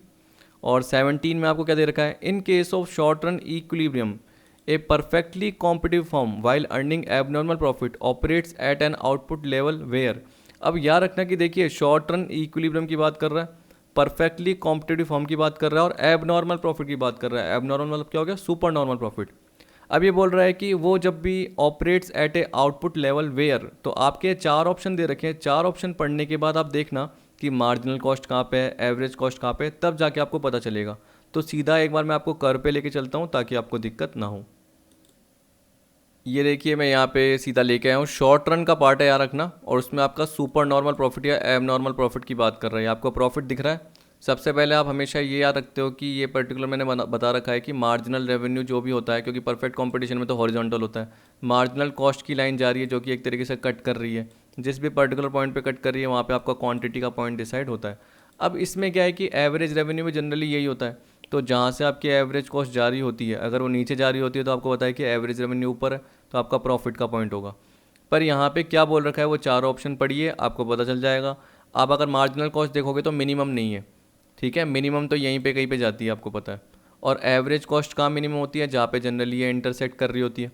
लेकिन आपको पता है कि इसके बाद भी आपकी एवरेज कॉस्ट ऊपर ही आ रही है, तो बढ़ी हुई है, ठीक। तो हमेशा याद रखना कि कुछ ना कुछ एक्सेस इकोनॉमिक कैपेसिटी का पॉइंट आपका हो ही सकता है, या कभी कभी क्या कर रहे हो, इसमें तो ज़्यादा दिख रहा है आपका पॉइंट, लेकिन वहाँ पे नहीं जाना। हमारे ऑप्शन में क्या दे रखा है उसके हिसाब से देखना कि देखो मार्जिनल कॉस्ट क्या ऊपर है और एवरेज कॉस्ट नीचे है। मार्जिनल कॉस्ट ऊपर है, एवरेज कॉस्ट नीचे है, ठीक। तो जब भी मैंने बोला कि अगर आपको कुछ भी पार्ट नहीं है तो कर्व बना के देखिए, और कर्व को हमेशा याद रखिए, तो आपका बिल्कुल प्रॉपर पार्ट जाएगा। अब ये ऑप्शन पढ़िए, देखिए मार्जिनल कॉस्ट मिनिमम नहीं होती, एवरेज कॉस्ट भी जनरली आपकी क्या होती है, मिनिमम नहीं होती। Both marginal cost and average cost are equal. अगर आप एक बार देखेंगे वापस से तो आप देखिए मार्जिनल कॉस्ट और एवरेज कॉस्ट कहाँ पे आ रही है, यहाँ पे इक्वल आ रही है। जबकि हम नॉर्मल प्रॉफिट की बात कहाँ पे कर रहे हैं, इस पर्टिकुलर इक्विलिब्रियम वाले पॉइंट पे बात कर रहे हैं। तो यहाँ पे हम क्या बोल रहे हैं, मार्जिनल कॉस्ट ऊपर है और एवरेज कॉस्ट क्या है, नीचे है। और एवरेज कॉस्ट में मिनिमम नहीं है, एवरेज कॉस्ट तो यहाँ मिनिमम होती है। तो वो तीनों कंडीशन आपकी अप्लाई ही नहीं हो रही, लास्ट वाली अप्लाई हो रही है। Marginal cost is higher, average cost नीचे थी और मार्जिनल कॉस्ट ऊपर थी। तो 17 का क्या होगा, डी होगा। इसी तरीके से देखो मैं 18 में आपको बता देता हूँ, एक बार जाके देख लेना जरूर, कर्व आपको पता चल जाएगा। आपने बोला सर कर्व नहीं बना हुआ, तो नॉर्मल प्रॉफिट का मैंने आपको बना के बताया हुआ है कि मोनोपोली फॉर्म में अगर आप नॉर्मल का बनाओगे तो क्या बनाओगे, सेम आपको जो मैंने ये कर्व आपको बताया अभी, जैसे ये मान के चल लो कि मोनोपोली फॉर्म से रिलेटेड ही होता तो क्या होता, बस एवरेज रेवेन्यू का आपका नीचे बनता, यहाँ पे आपका मार्जिनल रेवेन्यू का पॉइंट होता, एक पर्टिकुलर पॉइंट पे क्वांटिटी डिसाइड होती है, यहाँ पे प्राइस डिसाइड हो जाती है, इस पर्टिकुलर प्राइस पे आपका एवरेज कॉस्ट का पॉइंट बना दो तो ये आपका नॉर्मल प्रॉफिट हो गया, क्योंकि average revenue is equal to average cost का पॉइंट हो गया। फिर एक बार आप जो ये क्वेश्चन पढ़ो उसके बाद डिसाइड कर दो क्या बोल रखा है। ये बोल रहा है शॉर्ट रन में when a simple monopoly form attain equilibrium and earn only normal profit its level of output will correspond to, तो हम क्या बोलेंगे, marginal cost much below average cost. 18 में क्या आएगा, मार्जिनल कॉस्ट बहुत ज़्यादा कम होगी किससे, एवरेज कॉस्ट से। याद रख लेना 18 का डी। और कोई पॉइंट नहीं होगा क्योंकि आप एक बार कवर करके देख लेना, आपको पता चल जाएगा। अब 19 में देखिए क्या बोल रहा है, which one of the following statement is false. अब देखिए आपको पता है कि पहला स्टेटमेंट तो बिल्कुल ठीक ही होता है, डिमांड कर क्या होता है, लेफ्ट से राइट जाता है। दूसरा देखो economies of scale and economies of scope are the same, तो आपको बताइए फॉल्स है क्योंकि दोनों अलग अलग होते हैं। इकोनॉमीज ऑफ स्केल किससे रिलेटेड होता है आपका, कि अगर आप बल्क में कोई गुड्स प्रोड्यूस कर रहे हो, ठीक, तो उस केस में आप क्या कर रहे हो, अपने बिजनेस का स्केल बढ़ा रहे हो, तो आप बल्क में कोई गुड्स प्रोड्यूस कर रहे हो तो आपकी एवरेज कॉस्ट पर यूनिट कम आ रही है। जबकि यहाँ पे आप क्या कर रहे हो, मर्जर एंड एक्विजिशन की बात कर रहे हो, आप रिसोर्सेज का यूज़ कर रहे हो, तो उस केस में आप क्या कर रहे हो, variety of goods and services produce कर रहे हो, multiple goods and services produce कर रहे हो, बहुत सारे, ठीक। तो उस केस में आप इकोनॉमीज ऑफ स्कोप अचीव कर रहे हो, सामने वाली ऐसी फॉर्म को परचेज कर रहे हो जो आपके गुड्स से रिलेटेड ही हो सकती है, या क्या पता वो दूसरे गुड्स से रिलेटेड भी हो जिसमें आपको मशीनरीज, लेबर वेबर सब कुछ ऐसे आराम से मिल गया और आप सारे रिसोर्सेज का यूज़ कर पा रहे हो। एक ही मशीन को क्या कर रहे हो, आप अपने दूसरे बिजनेस में भी यूज़ कर पा रहे हो, तो इकोनॉमीज ऑफ स्कोप का पार्ट, क्योंकि उसमें आप बहुत सारे गुड्स एंड सर्विसेज प्रोड्यूस कर रहे हो, तो दोनों सेम नहीं होते।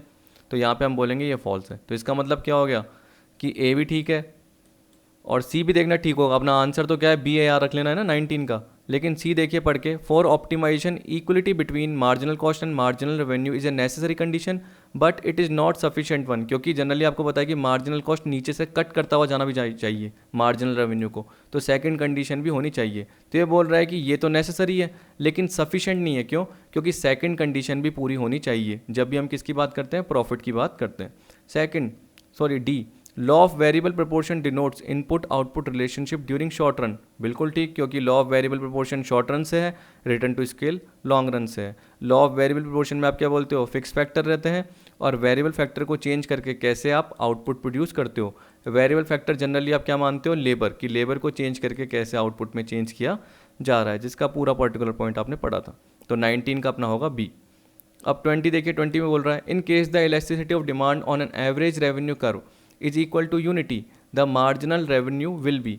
अगर आप देख सकते हैं कि अगर आपको बोल दिया कि average revenue curve is equal to unity, elasticity of demand बोल दिया, तो अगर आपको E D is equal to 1 बोल दिया तो आपको मार्जिनल रेवेन्यू निकालना है। मार्जिनल रेवेन्यू का आपका फॉर्मूला क्या होता है ये बताइए, ए आर इंटू ऊपर ऊपर जो मैंने बताया था फॉर्मूला वही है, आपको पता है, ई माइनस 1 अपॉन ई, या आप ये फॉर्मूला भी लगा सकते हैं, यहाँ रखना, A R into 1 minus 1 upon E. E मतलब क्या, इलास्टिसिटी है। अब देखिए अगर आपकी इलास्टिसिटी यूनिटी है मतलब 1 है तो यहाँ पे आप 1 पुट कर दीजिए, 1 माइनस 1 अपॉन 1, इधर ई माइनस 1 अपॉन ई की जगह। अब मान लीजिए कि यहाँ पे कुछ भी ए आर होता, मतलब कुछ भी प्राइस होती, अगर 5 रुपये होती तो देखिए 1 माइनस 1 कितना होता है, 0, ई कितना है 1, ठीक है, ई कितना है 1, 1 माइनस 1 क्या हो गया 0, 0 अपॉन 1 करोगे तो क्या होगा 0, 5 को 0 से मल्टीप्लाई करोगे तो क्या आएगा 0 ही आएगा। इसका मतलब जब भी आपकी ई डी अगर इक्वल टू 1 हो या यूनिटी हो तो उस केस में मार्जिनल रेवेन्यू हमेशा आपका क्या रहेगा, 0 ही रहेगा। तो 20 का आंसर क्या होगा? डी। मतलब आपको ये फॉर्मूला याद रखना था, इसके हिसाब से आपको ईडी की जगह क्या करना था, जो भी वैल्यू दे रखी है, जैसे यहाँ पे यूनिटी दे रखी है, वो अप्लाई करनी थी। तो आपको पता है कि ए आर तो कुछ भी हो, चाहे 5 रुपीज़ हो, चाहे 10 रुपीज़ हो, चाहे 20 रुपीज़ हो। अगर ई आपका 1 है तो आपका जो अंदर का फॉर्मूले का पार्ट है या ये वाला पार्ट है, ये जीरो ही आएगा। जैसे आप मल्टीप्लाई करोगे किसी के साथ भी, तो आपका क्या आएगा, एक तरीके से मार्जिनल रेवेन्यू जीरो ही आएगा। तो इसलिए पर्टिकुलर फॉर्मूला अप्लाई करके देखिए, आपको समझ में आ जाएगा। तो 20 का है equal to zero. 21 the equilibrium level of output for a perfect competitive form is given by the point where marginal revenue is equal to marginal cost and marginal cost starts rising. देखिए ये point तो था, लेकिन आपको पता है कि ये प्रॉपर नहीं है इसके साथ। अब सपोज करो कि आप बोलते कि सर कुछ और भी आता और यही आता, ये नहीं होता, तो तब मैं यही मानता, क्योंकि 4 ऑप्शन में एक तो सेलेक्ट करना है। लेकिन अब आपको पता है कि इसमें आपको एक्स्ट्रा ऑप्शन और दे दिया कि मार्जिनल कॉस्ट बढ़ती भी जाती है। तो अगर दिमाग लगाओ, मार्जिनल रेवेन्यू का पॉइंट यू बनता है जब भी आप, ये तो परफेक्ट कॉम्पिटिटिव है, सॉरी ये परफेक्ट कॉम्पिटिटिव है, तो इसमें आपका क्या आएगा, A R is equal to M R is equal to P. आपको ये पता है, जहाँ पे पर्टिकुलर ऐसे देखते हो आप, तो देखिए यहाँ पे तो आपकी जो मार्जिनल कॉस्ट है वो गिर रही है, लेकिन यहाँ पे बोल रहा है स्टार्ट राइजिंग, तो यहाँ से बढ़ना चालू कर देती है, यानी बिलो से कट करती है। तो हम क्या बोलेंगे, 21 का डी ठीक है। इस तरीके से नॉर्मल आते हैं। तो प्रॉपर पढ़िए, ऊपर क्वेश्चन में क्या बोल रहा है, परफेक्ट कंपटीशन बोल रहा है, शॉर्ट रन लॉन्ग रन बोल रहा है, क्योंकि कभी कभी हम उसमें गलती कर लेते हैं।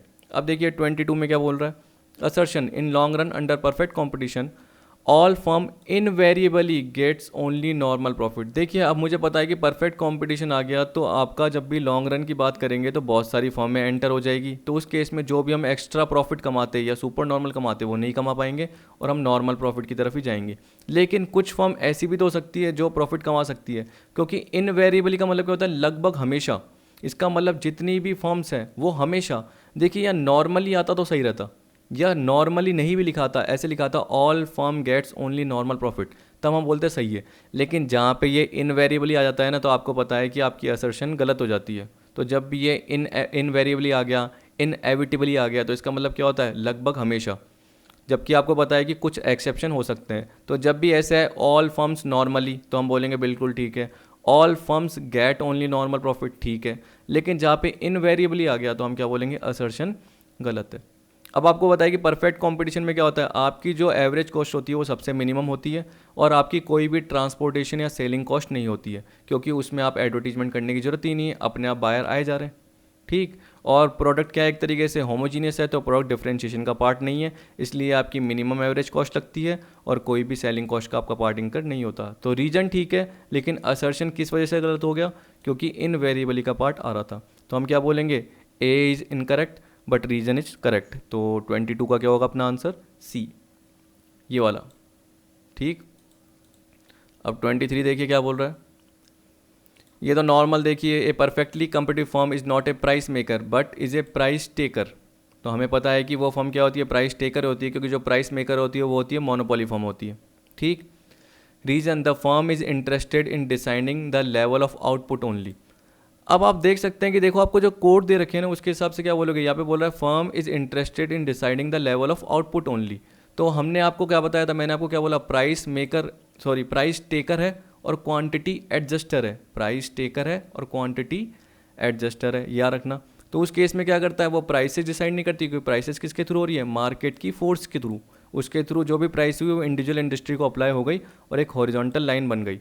अब आपको पता है क्वांटिटी कैसे डिसाइड होती है, जैसे ही मार्जिनल कॉस्ट कट करते हुए जाता है उस पर्टिकुलर पॉइंट पे क्या होती है, क्वांटिटी डिसाइड होती है। तो वो अपना लेवल ऑफ आउटपुट किसके हिसाब से डिसाइड कर रही है, मार्जिनल कॉस्ट के कटिंग के हिसाब से, जहाँ पे marginal revenue is equal to marginal cost है। लेकिन प्राइस किसके हिसाब से डिसाइड हो रही है, इंडस्ट्री के हिसाब से। तो हम बोलेंगे ये ठीक है और ये भी ठीक है, लेकिन ये करेक्ट एक्सप्लेनेशन नहीं दे रहा। क्योंकि आप बोलोगे अगर प्राइस टेकर, तो प्राइस टेकर का मतलब क्या होता है बताइए।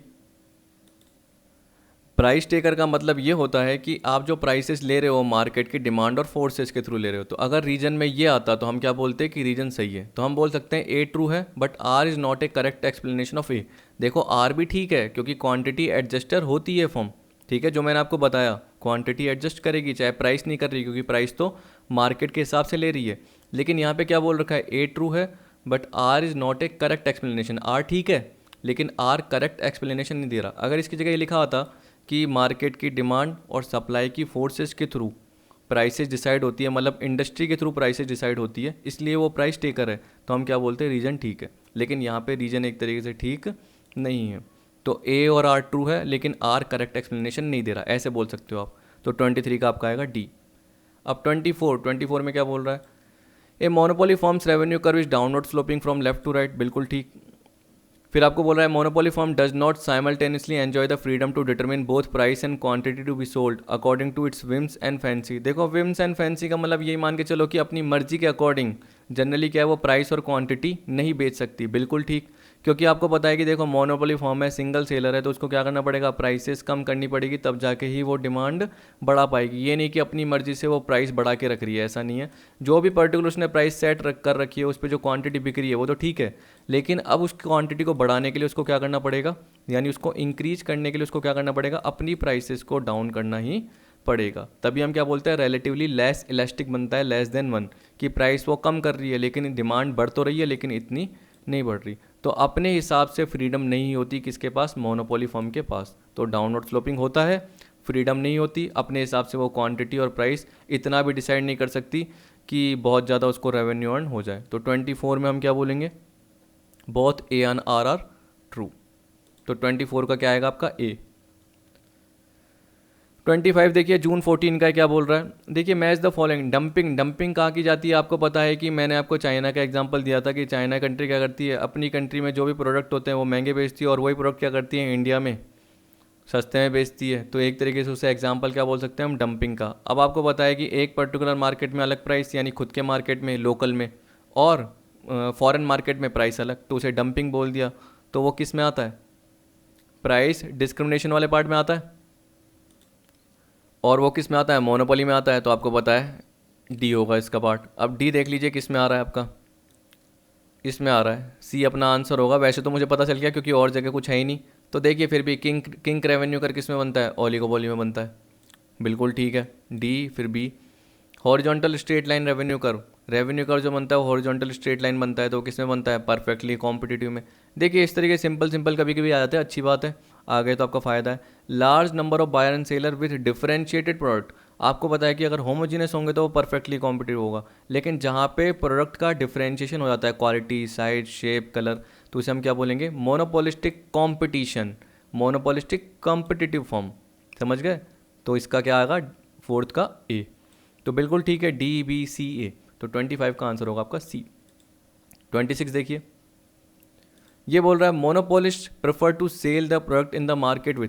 देखिए अभी मैंने बोला कि मोनोपोलिस्ट क्या है, अपनी मर्जी से कुछ नहीं करता, लेकिन यहाँ पे प्रेफर बोल दिया।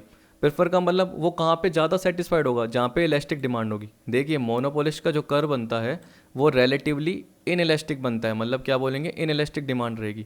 लेकिन यहाँ पे क्वेश्चन पढ़िए, क्वेश्चन में क्या बोल रखा है, मोनोपोलिस्ट अपने प्रोडक्ट को कैसे बेचना चाहेगा, प्रेफर करेगा जहाँ पे इलास्टिक डिमांड हो, मतलब प्राइस अगर वो हल्की सी कम करे तो क्वांटिटी डिमांडेड में ज़्यादा चेंज हो। यानी अगर प्राइस वो 10% कम करे तो डिमांड उसकी 30%, 20%, मतलब 10% से ज़्यादा चेंज हो। वो ये चाहता है कि अगर वो प्राइस 10% कम कर रहा है तो इलास्टिसिटी ज़्यादा हो, क्योंकि आपने प्राइस रेवेन्यू का रिलेशनशिप देखा हुआ है, जो कि मैंने आपको बताया, टेबल पर्टिकुलर देख लेना, ठीक, कॉन्सेप्ट ऑफ रेवेन्यू में तो आपको पता चल जाएगा। जब भी इलास्टिसिटी ग्रेटर देन 1 होती है तो अगर प्राइस कम करते हैं तो उस केस में क्या होता है, क्वांटिटी डिमांडेड बढ़ जाती है, जिससे आपका टोटल रेवेन्यू क्या होता है, बढ़ता है। मैंने आपको बताया प्राइस और रेवेन्यू में एक तरीके से रट लेना, अपोजिट हो गया रिलेशनशिप, कब, जब इलास्टिसिटी और डिमांड ग्रेटर देन 1 हो। लेकिन इन इलास्टिक में जनरली हम क्या बोल सकते हैं कि इंक्रीज हो रही है प्राइस तो रेवेन्यू भी हमारा क्या हो रहा है, इंक्रीज, प्राइस कम हो रही है तो रेवेन्यू भी कम हो रहा है। तो प्राइस कम हो रही तो डिमांड एक तरीके से इतनी हमारी चेंज नहीं हो रही, तो रेवेन्यू कोई इतना हमारा बढ़ नहीं रहा, रेवेन्यू क्या हो रहा है हमारा, एक तरीके से मान के चल रहे कम ही हो रहा है।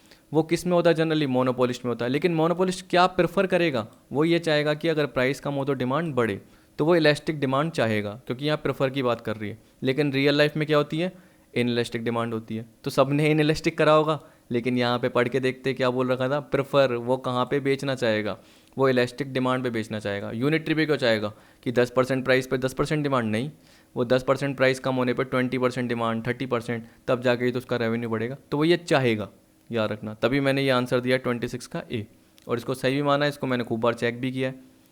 27 में असर्शन और रीजन दे रखा है ये बोल रहा है differential pricing structure is design to accommodate the various category of buyer. Reason, it aims at increasing sales and revenue and deriving the competitors out from the market. अब ढंग से देखिए, यहाँ पे आपको बोला डिफरेंशियल प्राइसिंग स्ट्रक्चर, वही price discrimination is design to accommodate the various categories of buyer. आपको पता है बहुत सारी कैटेगरीज होती है बायर की, लोअर क्लास, अपर क्लास, ठीक है, मीडियम क्लास। तो आपको पता है कि उस हिसाब से अलग अलग प्राइसिंग स्ट्रक्चर बन सकता है, बिल्कुल ठीक। It aims at increasing sales and revenue and driving the competitors out from the market.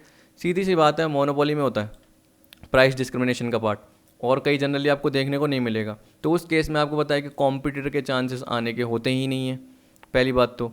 और आप अपना सेल्स बढ़ाने की कर ही नहीं सकते, क्यों? क्योंकि मैंने आपको जब 2 मार्केट का एग्जांपल बताया था तो वहाँ पे क्या बताया था, मार्जिनल रेवेन्यू ए का, यानी एडिशनल आउटपुट बेचने पे जो भी एडिशनल रेवेन्यू हो रहा है एक मार्केट में, दूसरे मार्केट के बराबर आ जाए। तो एक बार आपका 15 था और एक बार 24 था, लेकिन वो क्यों था? क्योंकि आप दोनों मार्केट में प्राइस 30 की कर रहे थे, जबकि एक मार्केट में क्या थी, कम इलास्टिसिटी थी, एक में ज़्यादा थी। तो आपको इस हिसाब से क्या करना चाहिए था, चेंज करना चाहिए था। तो आपने क्या करा, ए मार्केट का आउटपुट बी मार्केट में शिफ्ट किया, जिससे अपने आप आपका रेवेन्यू क्या होगा, कहीं ना कहीं इक्वल मिल गया। इक्वल मिलने का मतलब 20 = 20 समथिंग ऐसे हो गया। तो उस केस में हम क्या बोलेंगे, हम अपना सेल्स और रेवेन्यू बढ़ा रहे हैं क्या? नहीं, हम जनरली क्या बोल रहे हैं, अपने एडिशनल रेवेन्यू को हम इक्वल कर रहे हैं ए और बी मार्केट में, मतलब टोटल प्रॉफिट तो हम उतना ही कमा रहे हैं, ये मान के चल रहे हैं। तो रीज़न हम बोलेंगे बिल्कुल एक तरीके से इनकरेक्ट है। तो 27 का जो आपका आंसर होगा वो क्या होगा, असर्शन करेक्ट है, लेकिन रीजनिंग क्या है, इनकरेक्ट है। 28 में क्या बोल रहा है ये देखिए, in which one of the following market situation the practice of price rigidity is found. देखिए ये अब रटा रटाया कि कौन सा डिमांड कर्व होता है, किंग डिमांड कर्व, स्वीजी से रिलेटेड, मतलब ओलिगोपोली। तो 28 का सी। थियोरटिकल वीडियोस मेरी देखी होगी तो आपको बिल्कुल ढंग से आ जाएंगे। ये मान के चलिए कि 42 में से 35 तो आपके सही जाएंगे अगर आपने प्रॉपर पढ़ा, 5 to 7 कुछ मिस्टेक हो सकती है, ठीक। Match the item of list 1 with the list 2 and select the correct answer. तो अपने बाकी कितने बचे हैं अभी, 14 और बचे हैं भाई। चलिए देखते हैं लिस्ट 1 और लिस्ट 2। इंडिफरेंस कर्व कहाँ आता है, कॉन्वेक्स टू ओरिजिन, ठीक है, जल्दी जल्दी बताते जाऊँगा क्योंकि सिंपल है। Demand curve, slope downward to right. अगर आपको पर्टिकुलर ये भी पता है कि देखो आपको 4 में से, लिस्ट 1 में से 4 में से अगर एक ऑप्शन भी पता है तो उससे भी सही हो सकता है। आप देखिए उससे कैसे, सपोज करो आपको डिमांड कर्व का ही पता रहता, तो ये देखिए और कहीं मिल ही नहीं रहा, 1 कहीं पे मिल रहा है कि बी के साथ, नहीं, सिर्फ इसमें ही मिल रहा है। तो आपको पता चला देखो कॉन्वेक्स टू ओरिजिन, अगर आप इसमें कन्फ्यूज हो रहे थे तो ये रहा पार्ट, ये रहा पार्ट। अब परफेक्ट कंपटीशन में आपको पता है कि मैंने बता दिया सब कुछ मिला दो, P = AR = MR, यानी ये जो आपको डी दे रखा है, डी एक तरीके से डिमांड कर्व होगा शायद लिखा हुआ, क्योंकि आपको पता है कि AR कर्व क्या होता है, डिमांड कर्व होता है। तो शॉर्ट रन में आपने देखा था P = AR = MR, long run में एक तरीके से यही पार्ट आता है, P = AR = MR = short run average cost = long run average cost = short run marginal cost = long run marginal cost. ये आपने देखा था। तो हम बोल सकते हैं कि ये सही है।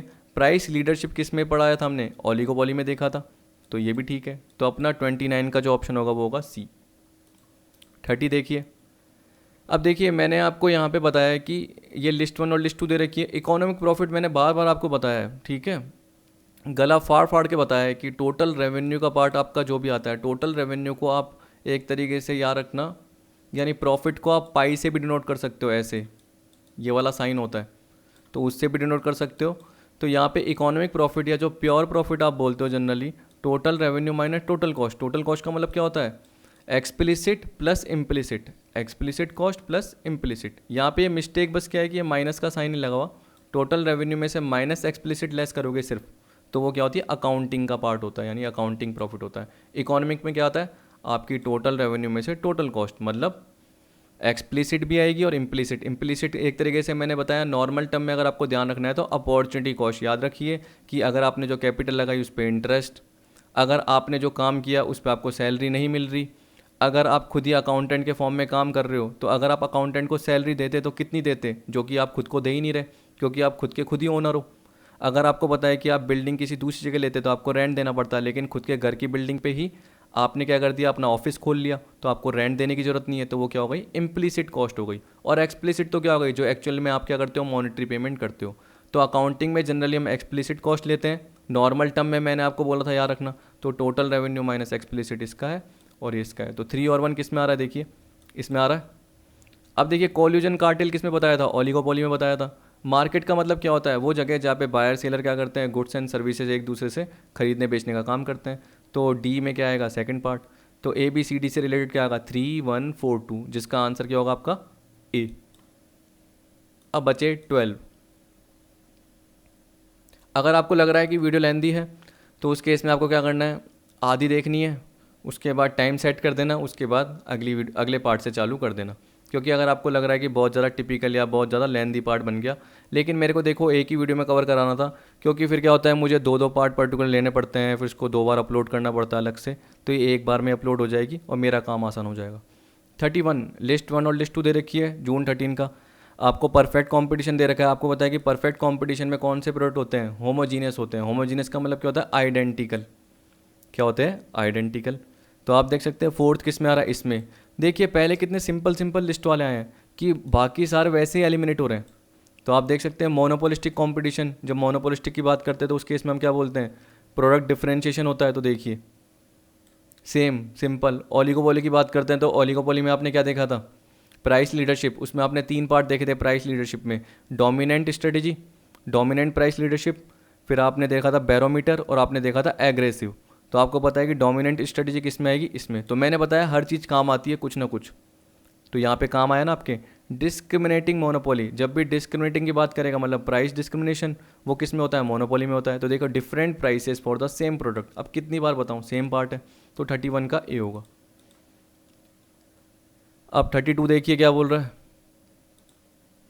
यहाँ पे देखिए मोनोपोली बोल रहा है। मोनोपोली में जब भी हम बात करें तो किससे रिलेटेड बात करेंगे, मोनोपोली का मतलब होता है, मैं आपको बता के चला हूँ, मोनोपोली में देखो प्राइस मेकर बोल सकते हो आप, ठीक है। तो प्राइस मेकर आपको कहाँ पे दिख रहा है, टेकर दिख रहा है, ये प्राइस मेकर बोल सकते हो, तो यहीं पे दिख रहा है। तो देखिए होमोजीनियस प्रोडक्ट प्राइस मेकर आ गया, पर आपको पता है कि जनरली उसमें क्लोज सब्स्टिट्यूट होता ही नहीं है। या अगर मोनोपोली में चलो कोई दूसरी फर्म में आ गई तो वो भी पर्टिकुलर वैसे ही गुड्स बेच रही होगी, पर आपको पता है कि आपकी मोनोपोली किस रीजन से हो सकती है, फाइनेंशियल, टेक्निकल, लीगल, उसमें एक तरीके से आपका एडवांसमेंट है, ठीक है। आपने कोई पेटेंट ले रखा है, मैंने आपको बताया था। इकोनॉमिकल मतलब क्या हो गया, आपकी इंक्रीजिंग रिटर्न टू स्केल है, मतलब कॉस्ट पर यूनिट आपकी कम आ रही है। तो दूसरा कोई फटक ही नहीं पा रहा, फटक नहीं कहने का मतलब आपकी इंडस्ट्री में या आपके पास आ ही नहीं पा रहा, ठीक, और बिजनेस कर ही नहीं पा रहा, वो सर्वाइव कर ही नहीं पा रहा, तो आपकी ही मोनोपोली चल रही है। इसके अलावा मैंने आपको बताया था गवर्नमेंट से आपने लाइसेंस ले रखा है, वो पर्टिकुलर पार्ट आ गया। या एक तरीके से गुडविल आपकी अच्छी है, इमेज अच्छी है, जिसे आप आर्टिफिशियल भी बोलते हैं, तो वो मोनोपोली है। तो उस केस में पर्टिकुलर प्राइस मेकर आ गया। मोनोपोलिस्टिक कंपटीशन की जब भी हम बात करते हैं तो उसमें हम क्या बोलते हैं, प्रोडक्ट डिफरेंशिएशन। हेट्रोजीनियस यहाँ पे आप नॉर्मल टर्म में यही ले लीजिए। देखो हेट्रोजीनियस का वैसे बहुत बड़ा टर्म होता है एलोबरेट, लेकिन नॉर्मल ये मान के चल लीजिए होमोजीनियस का उल्टा। तो आप बोल सकते हो जहाँ पे डिफरेंशिएशन कुछ ना कुछ तो है, यानी एक प्रोडक्ट दूसरे प्रोडक्ट से डिफरेंशिएशन है। अगर मैंने घर बनाया और आपने घर बनाया तो दोनों में डिफरेंस होगा, तो हम क्या बोलेंगे, हेट्रोजीनियस, ठीक है। वैसे ही हम बोल सकते हैं कि पर्टिकुलर एक कंपनी ने प्रोडक्ट बनाया और दूसरे ने भी वैसा ही प्रोडक्ट बनाया, तो उसमें कुछ ना कुछ क्वालिटी, साइज, पैकिंग, डिजाइन में फ़र्क हो सकता है। इसलिए परफेक्ट कंपटीशन का मतलब क्या है, जहाँ पे फर्म क्या होती है, प्राइस टेकर होती है मार्केट की डिमांड और सप्लाई के फोर्स के थ्रू। Oligopoly price regulatory. तो देखिए सेकंड, थर्ड, 1 4 किस में आ रहा है, 32 का आपका होगा ए। चेक कर लेता हूँ, ठीक है। 33 What kind of action can be taken to put the rivals at a disadvantageous position under oligopoly market? ये बोल रहा है कि ओलिगोपोली मार्केट में राइवल को अगर हम चाहते हैं कि वो डिसएडवांटेज वाली पोजीशन में आ जाए, तो उस केस में हम क्या एक्शन ले सकते हैं, तो कमिटमेंट्स, ठीक है। तो एक तरीके से उससे कमिटमेंट दिला देंगे कि पर्टिकुलर आपको ऐसे काम करना है। थ्रेट व्रेट के थ्रू भी कर सकते हैं काम, प्रोमिसेस भी दे सकते हैं एक तरीके से कि आपके लिए हम क्या करेंगे, पर्टिकुलर ये प्रोडक्ट प्रोवाइड करेंगे या इतना इनपुट आपको प्रोवाइड कर देंगे। तो जो आप क्या कर रहे हो, कंपटीशन हमारे साथ कर रहे हो या राइवलरी कर रहे हो, उसकी जगह कॉल्यूजन कर लो या एक तरीके से कोऑपरेटिव कर लो पार्ट। तो प्रॉमिस हो सकता है, कमिटमेंट का पार्ट हो सकता है, थ्रेट्स भी हो सकते हैं, डरा धमका के भी कर सकते हैं, जो कि जनरली आपने किस में देखा था, टाइप ऑफ लीडरशिप में देखा था। डोमिनेंट भी है, बैरोमीटर भी है। बैरोमीटर में जनरली आपको पता था कि एक एक्सपीरियंस फर्म होती है, अगर वो पर्टिकुलर प्राइस जो भी सेट कर लेती है तो उसको लगता है कि बाकी सारी उसकी टाइप की फर्म भी क्या करेगी, सेम वही प्राइसेस फॉलो करेगी। एक एग्रेसिव है जिसमें डरा धमका के आप क्या करते हो, एक तरीके से जो भी प्राइसेस है वो सेट करवाते हो और दूसरे वाले को न चाहते हुए प्राइसेस फॉलो करनी पड़ती है। और डोमिनेंट में तो क्या हो गया, आप लार्ज फर्म हो तो आप जो प्राइसेस सेट कर रहे हो दूसरे को मानना पड़ेगा, और दूसरा मानता भी है और दूसरा आपकी बात मानेगा, उसे हम बोलेंगे डोमिनेंट। तो यहाँ पे देखिए ABC हम क्या बोलेंगे, D, all of the above. Commitment के थ्रू भी हो सकता है, थ्रेट्स के थ्रू भी हो सकता है और प्रोमिसेस के थ्रू भी हो सकता है।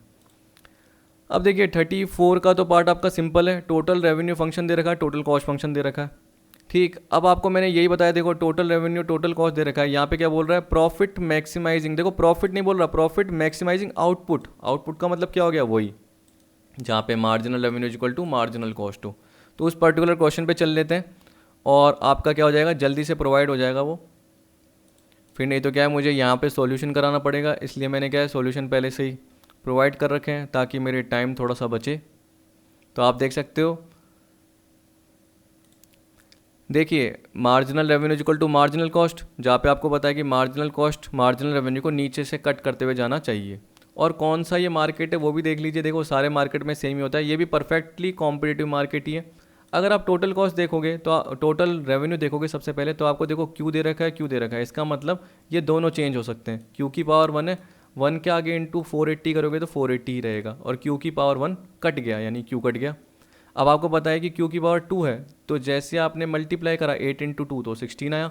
अगर जैसे क्यूब होता 3 तो 8 इंटू 3 24 होता, 8 इंटू 4 तो 8 इंटू 4 36, नहीं कितना होता है 32, इतना हो गया। ठीक, तो इस तरीके से आपका पार्ट आ सकता है। तो यहाँ पे 8 इंटू 2 16 हो रहा है, और क्यू की पावर 1 आ गई, क्योंकि आपको पता है कि एक पावर हट जाती है। ठीक, क्यू की पावर 4 है तो क्यू की पावर क्यूब हो जाएगी, क्यू की पावर क्यूब है तो क्यू की पावर स्क्वायर, क्यू की पावर स्क्वायर है तो क्यू की पावर 1, 1 की अपन वैल्यू देखते ही नहीं है। तो आपको पता है 480 माइनस 16 क्यू, और यहाँ पे देख सकते हैं टोटल कॉस्ट का क्या बनेगा, मार्जिनल कॉस्ट। आपको पता है कि 400 तो फिक्स कॉस्ट ही है। तो जब भी आपका क्वांटिटी का पार्ट साथ में होता है तो हम क्या बोलेंगे, वेरिएबल कॉस्ट, और वेरिएबल कॉस्ट के थ्रू ही मार्जिनल कॉस्ट आती है। Change in TVC upon change in Q, तो 8 इंटू 2 16, और क्यू की पावर 1 लग जाएगी, तो इसलिए आपका 16 क्यू आया। अब जैसे आपने पुट किया तो देखो 480 माइनस 16 क्यू और is equal to 16 Q, marginal cost का पार्ट तो आ गया। इधर ये आ गया, ये आ गया 32 Q, Q is equal to 480 upon 32, कितना आ गया 15। तो अपना आंसर क्या हो गया, 15 हो गया। तो ये हो गया 34 का अपना आंसर क्या होगा, बी 15, क्योंकि आउटपुट की बात करनी है तो आउटपुट याद रखना। इस तरीके से बहुत सारे क्वेश्चन है, आप नेट पे सर्च करोगे ना गूगल पे तो आपको बहुत सारे मिल जाएंगे, लेकिन हमें वही करने हैं जो कि पास्ट ईयर से रिलेटेड है, क्योंकि अभी टाइम की लिमिटेशन है तो उस हिसाब से मैं यही करवा रहा हूँ। फिर आपको 35 में दे रखा था learner index major. Learner index हमेशा मार्केट पावर मेजर करता है, और ये भी पर्टिकुलर मैंने उसी PDF में आपको कवर करवा के दे रखा है ताकि आपको कभी दिक्कत ना हो कि लर्नर इंडेक्स का मतलब क्या होता है। यहाँ बोल रखा है कि ये मार्केट पावर बताता है। ये किसने फॉर्मलाइज किया, रशियन ब्रिटिश इकोनॉमिस्ट एबा पी लर्नर ने। उसी के नाम पे क्या पढ़ा, लर्नर इंडेक्स पढ़ा। वहाँ पे मिस्टेक थी, ए मैंने लगा दिया तो मैंने इसको सही कर दिया। 1934 में ये क्या मेजर करता है, प्राइस कॉस्ट मार्जिन। याद रखना, प्राइस कॉस्ट मार्जिन पूरा पढ़ना, क्योंकि कई जने बोलते हैं सर फिर तो सी भी सही हो गया।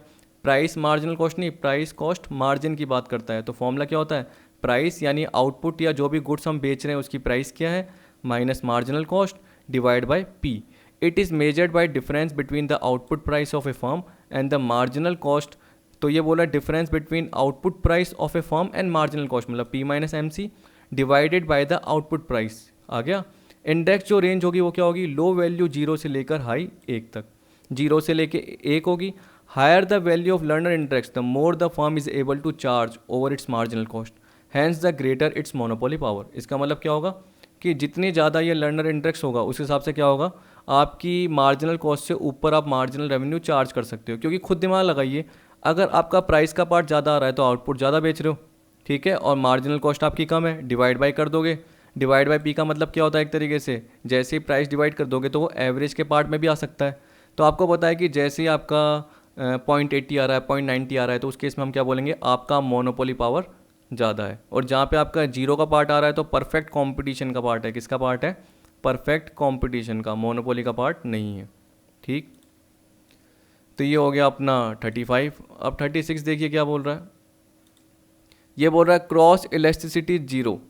क्रॉस इलास्टिसिटी 0 कहाँ पे होती है, आपने ये पढ़ा था, जहाँ पे हमें पता है कि जब दो कमोडिटी क्या होती है, इंडिपेंडेंट होती है। जब भी दो कमोडिटी क्या होती है, इंडिपेंडेंट होती है, तो क्रॉस इलास्टिसिटी क्या होती है, 0।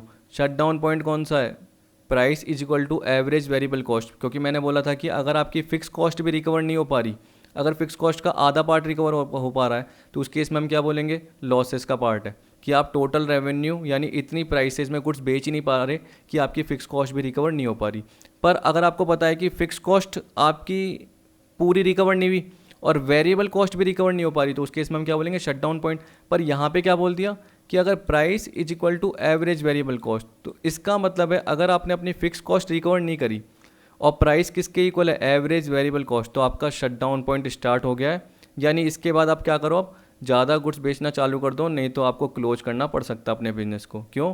क्योंकि उस केस में जो आपका रेवेन्यू है वो कम हो जाएगा। क्योंकि आप सोचिए कि अगर आप 10 रुपीज़ पर यूनिट के हिसाब से बेच रहे हो और आपकी जो वेरिएबल कॉस्ट है मान लो कितनी है, 6 रुपीज़ है, 4। अब अगर आपकी फ़िक्स कॉस्ट कितनी आ रही है, 4, तो 0। तो इसका मतलब क्या, आप फिक्स कॉस्ट को रिकवर कर पा रहे हो। लेकिन मान के चलिए फिक्स कॉस्ट कितनी आ रही है, 10, तो 4 में से 10 गया माइनस का 6, मतलब क्या हो गया, आपका लॉस आ रहा है। तो इस केस में क्या बोल रहे हैं, आप अपनी वेरिएबल कॉस्ट को तो रिकवर कर पा रहे हो, लेकिन अगर आपका टोटल रेवेन्यू 10 है और वेरिएबल कॉस्ट भी आपकी 10 है, average variable cost per unit जो भी है, तो उस केस में क्या होगा, अब आपका शटडाउन पॉइंट आ गया, क्योंकि आप अपनी फिक्स कॉस्ट भी रिकवर नहीं कर पाओगे, क्योंकि 0 आ रहा है कॉन्ट्रीब्यूशन। अब फिक्स कॉस्ट मान लो कितनी आपकी 15 रुपीज़ है, 5 रुपीज़ है, तो माइनस का 15 आ रहा है, तो आप अपनी फिक्स कॉस्ट भी रिकवर नहीं कर पा रहे। इधर तो फिर भी आपने 4 में से 4 गए या 4 में से 10 गए, तो आपने 4 रुपीज़ तक की तो रिकवर कर ली, लेकिन यहाँ तो आप कुछ भी रिकवर नहीं कर पा रहे, तो उस केस में आपका शटडाउन पॉइंट आ गया। स्लट्सकी थ्योरम मैंने आपको बताया था किससे रिलेटेड है, सब्सटीट्यूशन इफेक्ट से रिलेटेड है, याद रखना। लेकिन क्या मैंने इसका टिपिकल यानी डिटेल पॉइंट नहीं बताया, तो जब भी कभी टाइम मिलेगा, मैंने बताया कि मैंने कुछ टॉपिक रख रखे हैं, तो इसमें मैं पर्टिकुलर आपको स्लट्सकी भी बताने की ज़रूर कोशिश करूँगा। पीपीसी कर्व जो है वो ट्रांसफॉर्मेशन कर्व कहलाता है, आपको पता है इस टाइप से बनता है, कॉनकेव बनता है, कॉन्वेक्स नहीं बनता, क्या बनता है, कॉनकेव बनता है। तो मैंने क्या क्या बताया, ये बताया, यानी 2 1 4 3 किस में आ रहा है, डी पे, 2 1 4 3, तो अपना क्या होगा, डी। अब देखिए कौन सा है, 37 में बोल रहा है when the demand curve is relatively highly elastic the marginal revenue is, देखो वही फॉर्मूला AR, ठीक है, इंटू ई माइनस 1/E। अब आप दिमाग लगाइए, यहाँ पे क्या बोल रहा है, अगर वो हाईली इलास्टिक हो तो मतलब क्या है, E ग्रेटर देन 1 हो, तो मान के चलो 2 है, और AR कुछ भी मान लो, AR मान लो 10 है, क्योंकि AR मानोगे तब जाके आप मार्जिनल रेवेन्यू ढंग से बता पाओगे। तो देखिए यहाँ पे आपने 2 मान लिया, क्योंकि आपको बोल दिया हाईली इलास्टिक है, तो E इज ग्रेटर देन 1, तो आपने अजम्पशन ले ली कि 2 है, 1.5 है, कुछ भी ले लीजिए, 2 - 1/2, तो 1/2 कितना होता है, 2 - 1 1 होता है, 1/2 कितना होता है, 0.5। तो मान लो कि अगर एक गुड्स की प्राइस यानी एवरेज रेवेन्यू 10 रुपीज़ था, इंटू 0.5 करेंगे, तो क्या आएगा, मार्जिनल रेवेन्यू 5 रुपये आएगा। तो इसका मतलब क्या आएगा, पॉजिटिव आएगा। तो 37 का आंसर क्या होगा, सी होगा। एक में हमने पढ़ा था क्या, अगर E इज इक्वल टू 1 है तो 1 - 1 करोगे तो 0 आएगा, क्या आएगा, 0/2, तो क्या था अपना, 0 आ रहा था। 0 को किसी भी वैल्यू के साथ मल्टीप्लाई करो तो 0 आएगा, तो मार्जिनल रेवेन्यू क्या आएगा, 0। ठीक है, अगर लेस देन 1 है तो उस केस में आपको पता है 0.5 हो सकता है E, 0.6 हो सकता है, तो माइनस में आएगा, क्या आएगा, नेगेटिव आएगा। तो याद रखना 0 पॉजिटिव नेगेटिव, तो अपना क्या आ रहा है, पॉजिटिव आ रहा है। तो वैल्यू पुट करके देख लिया कीजिए, यानी E को पुट कर दीजिए, जिससे आपको पता चल जाएगा। तो 37 का अपना आ गया C पॉजिटिव। वैसे यहाँ पे देखिए, price, marginal revenue and elasticity are related to each other, हमें पता है। When E is equal to 1, अभी ऊपर बताया मैंने सेम आपको, तो आपको बोल रखा है देन, तो आपको पता है कि अगर E इज इक्वल टू 1 होगा तो marginal revenue is equal to क्या होगा, 0। अभी निकाल के बता दिया, तो 38 का C। और इससे पहले एक क्वेश्चन भी कवर कराया ऊपर, तो आप जाके देख लो, वो थियोरटिकल फॉर्म में, तो आपको पता चल जाएगा। तो marginal revenue is equal to क्या है, 0 है, 38 का C। तो देखिए, मैं जानबूझ कर आपको वो सारे टॉपिक कवर कराता हूँ जिससे आपको कभी दिक्कत ना हो।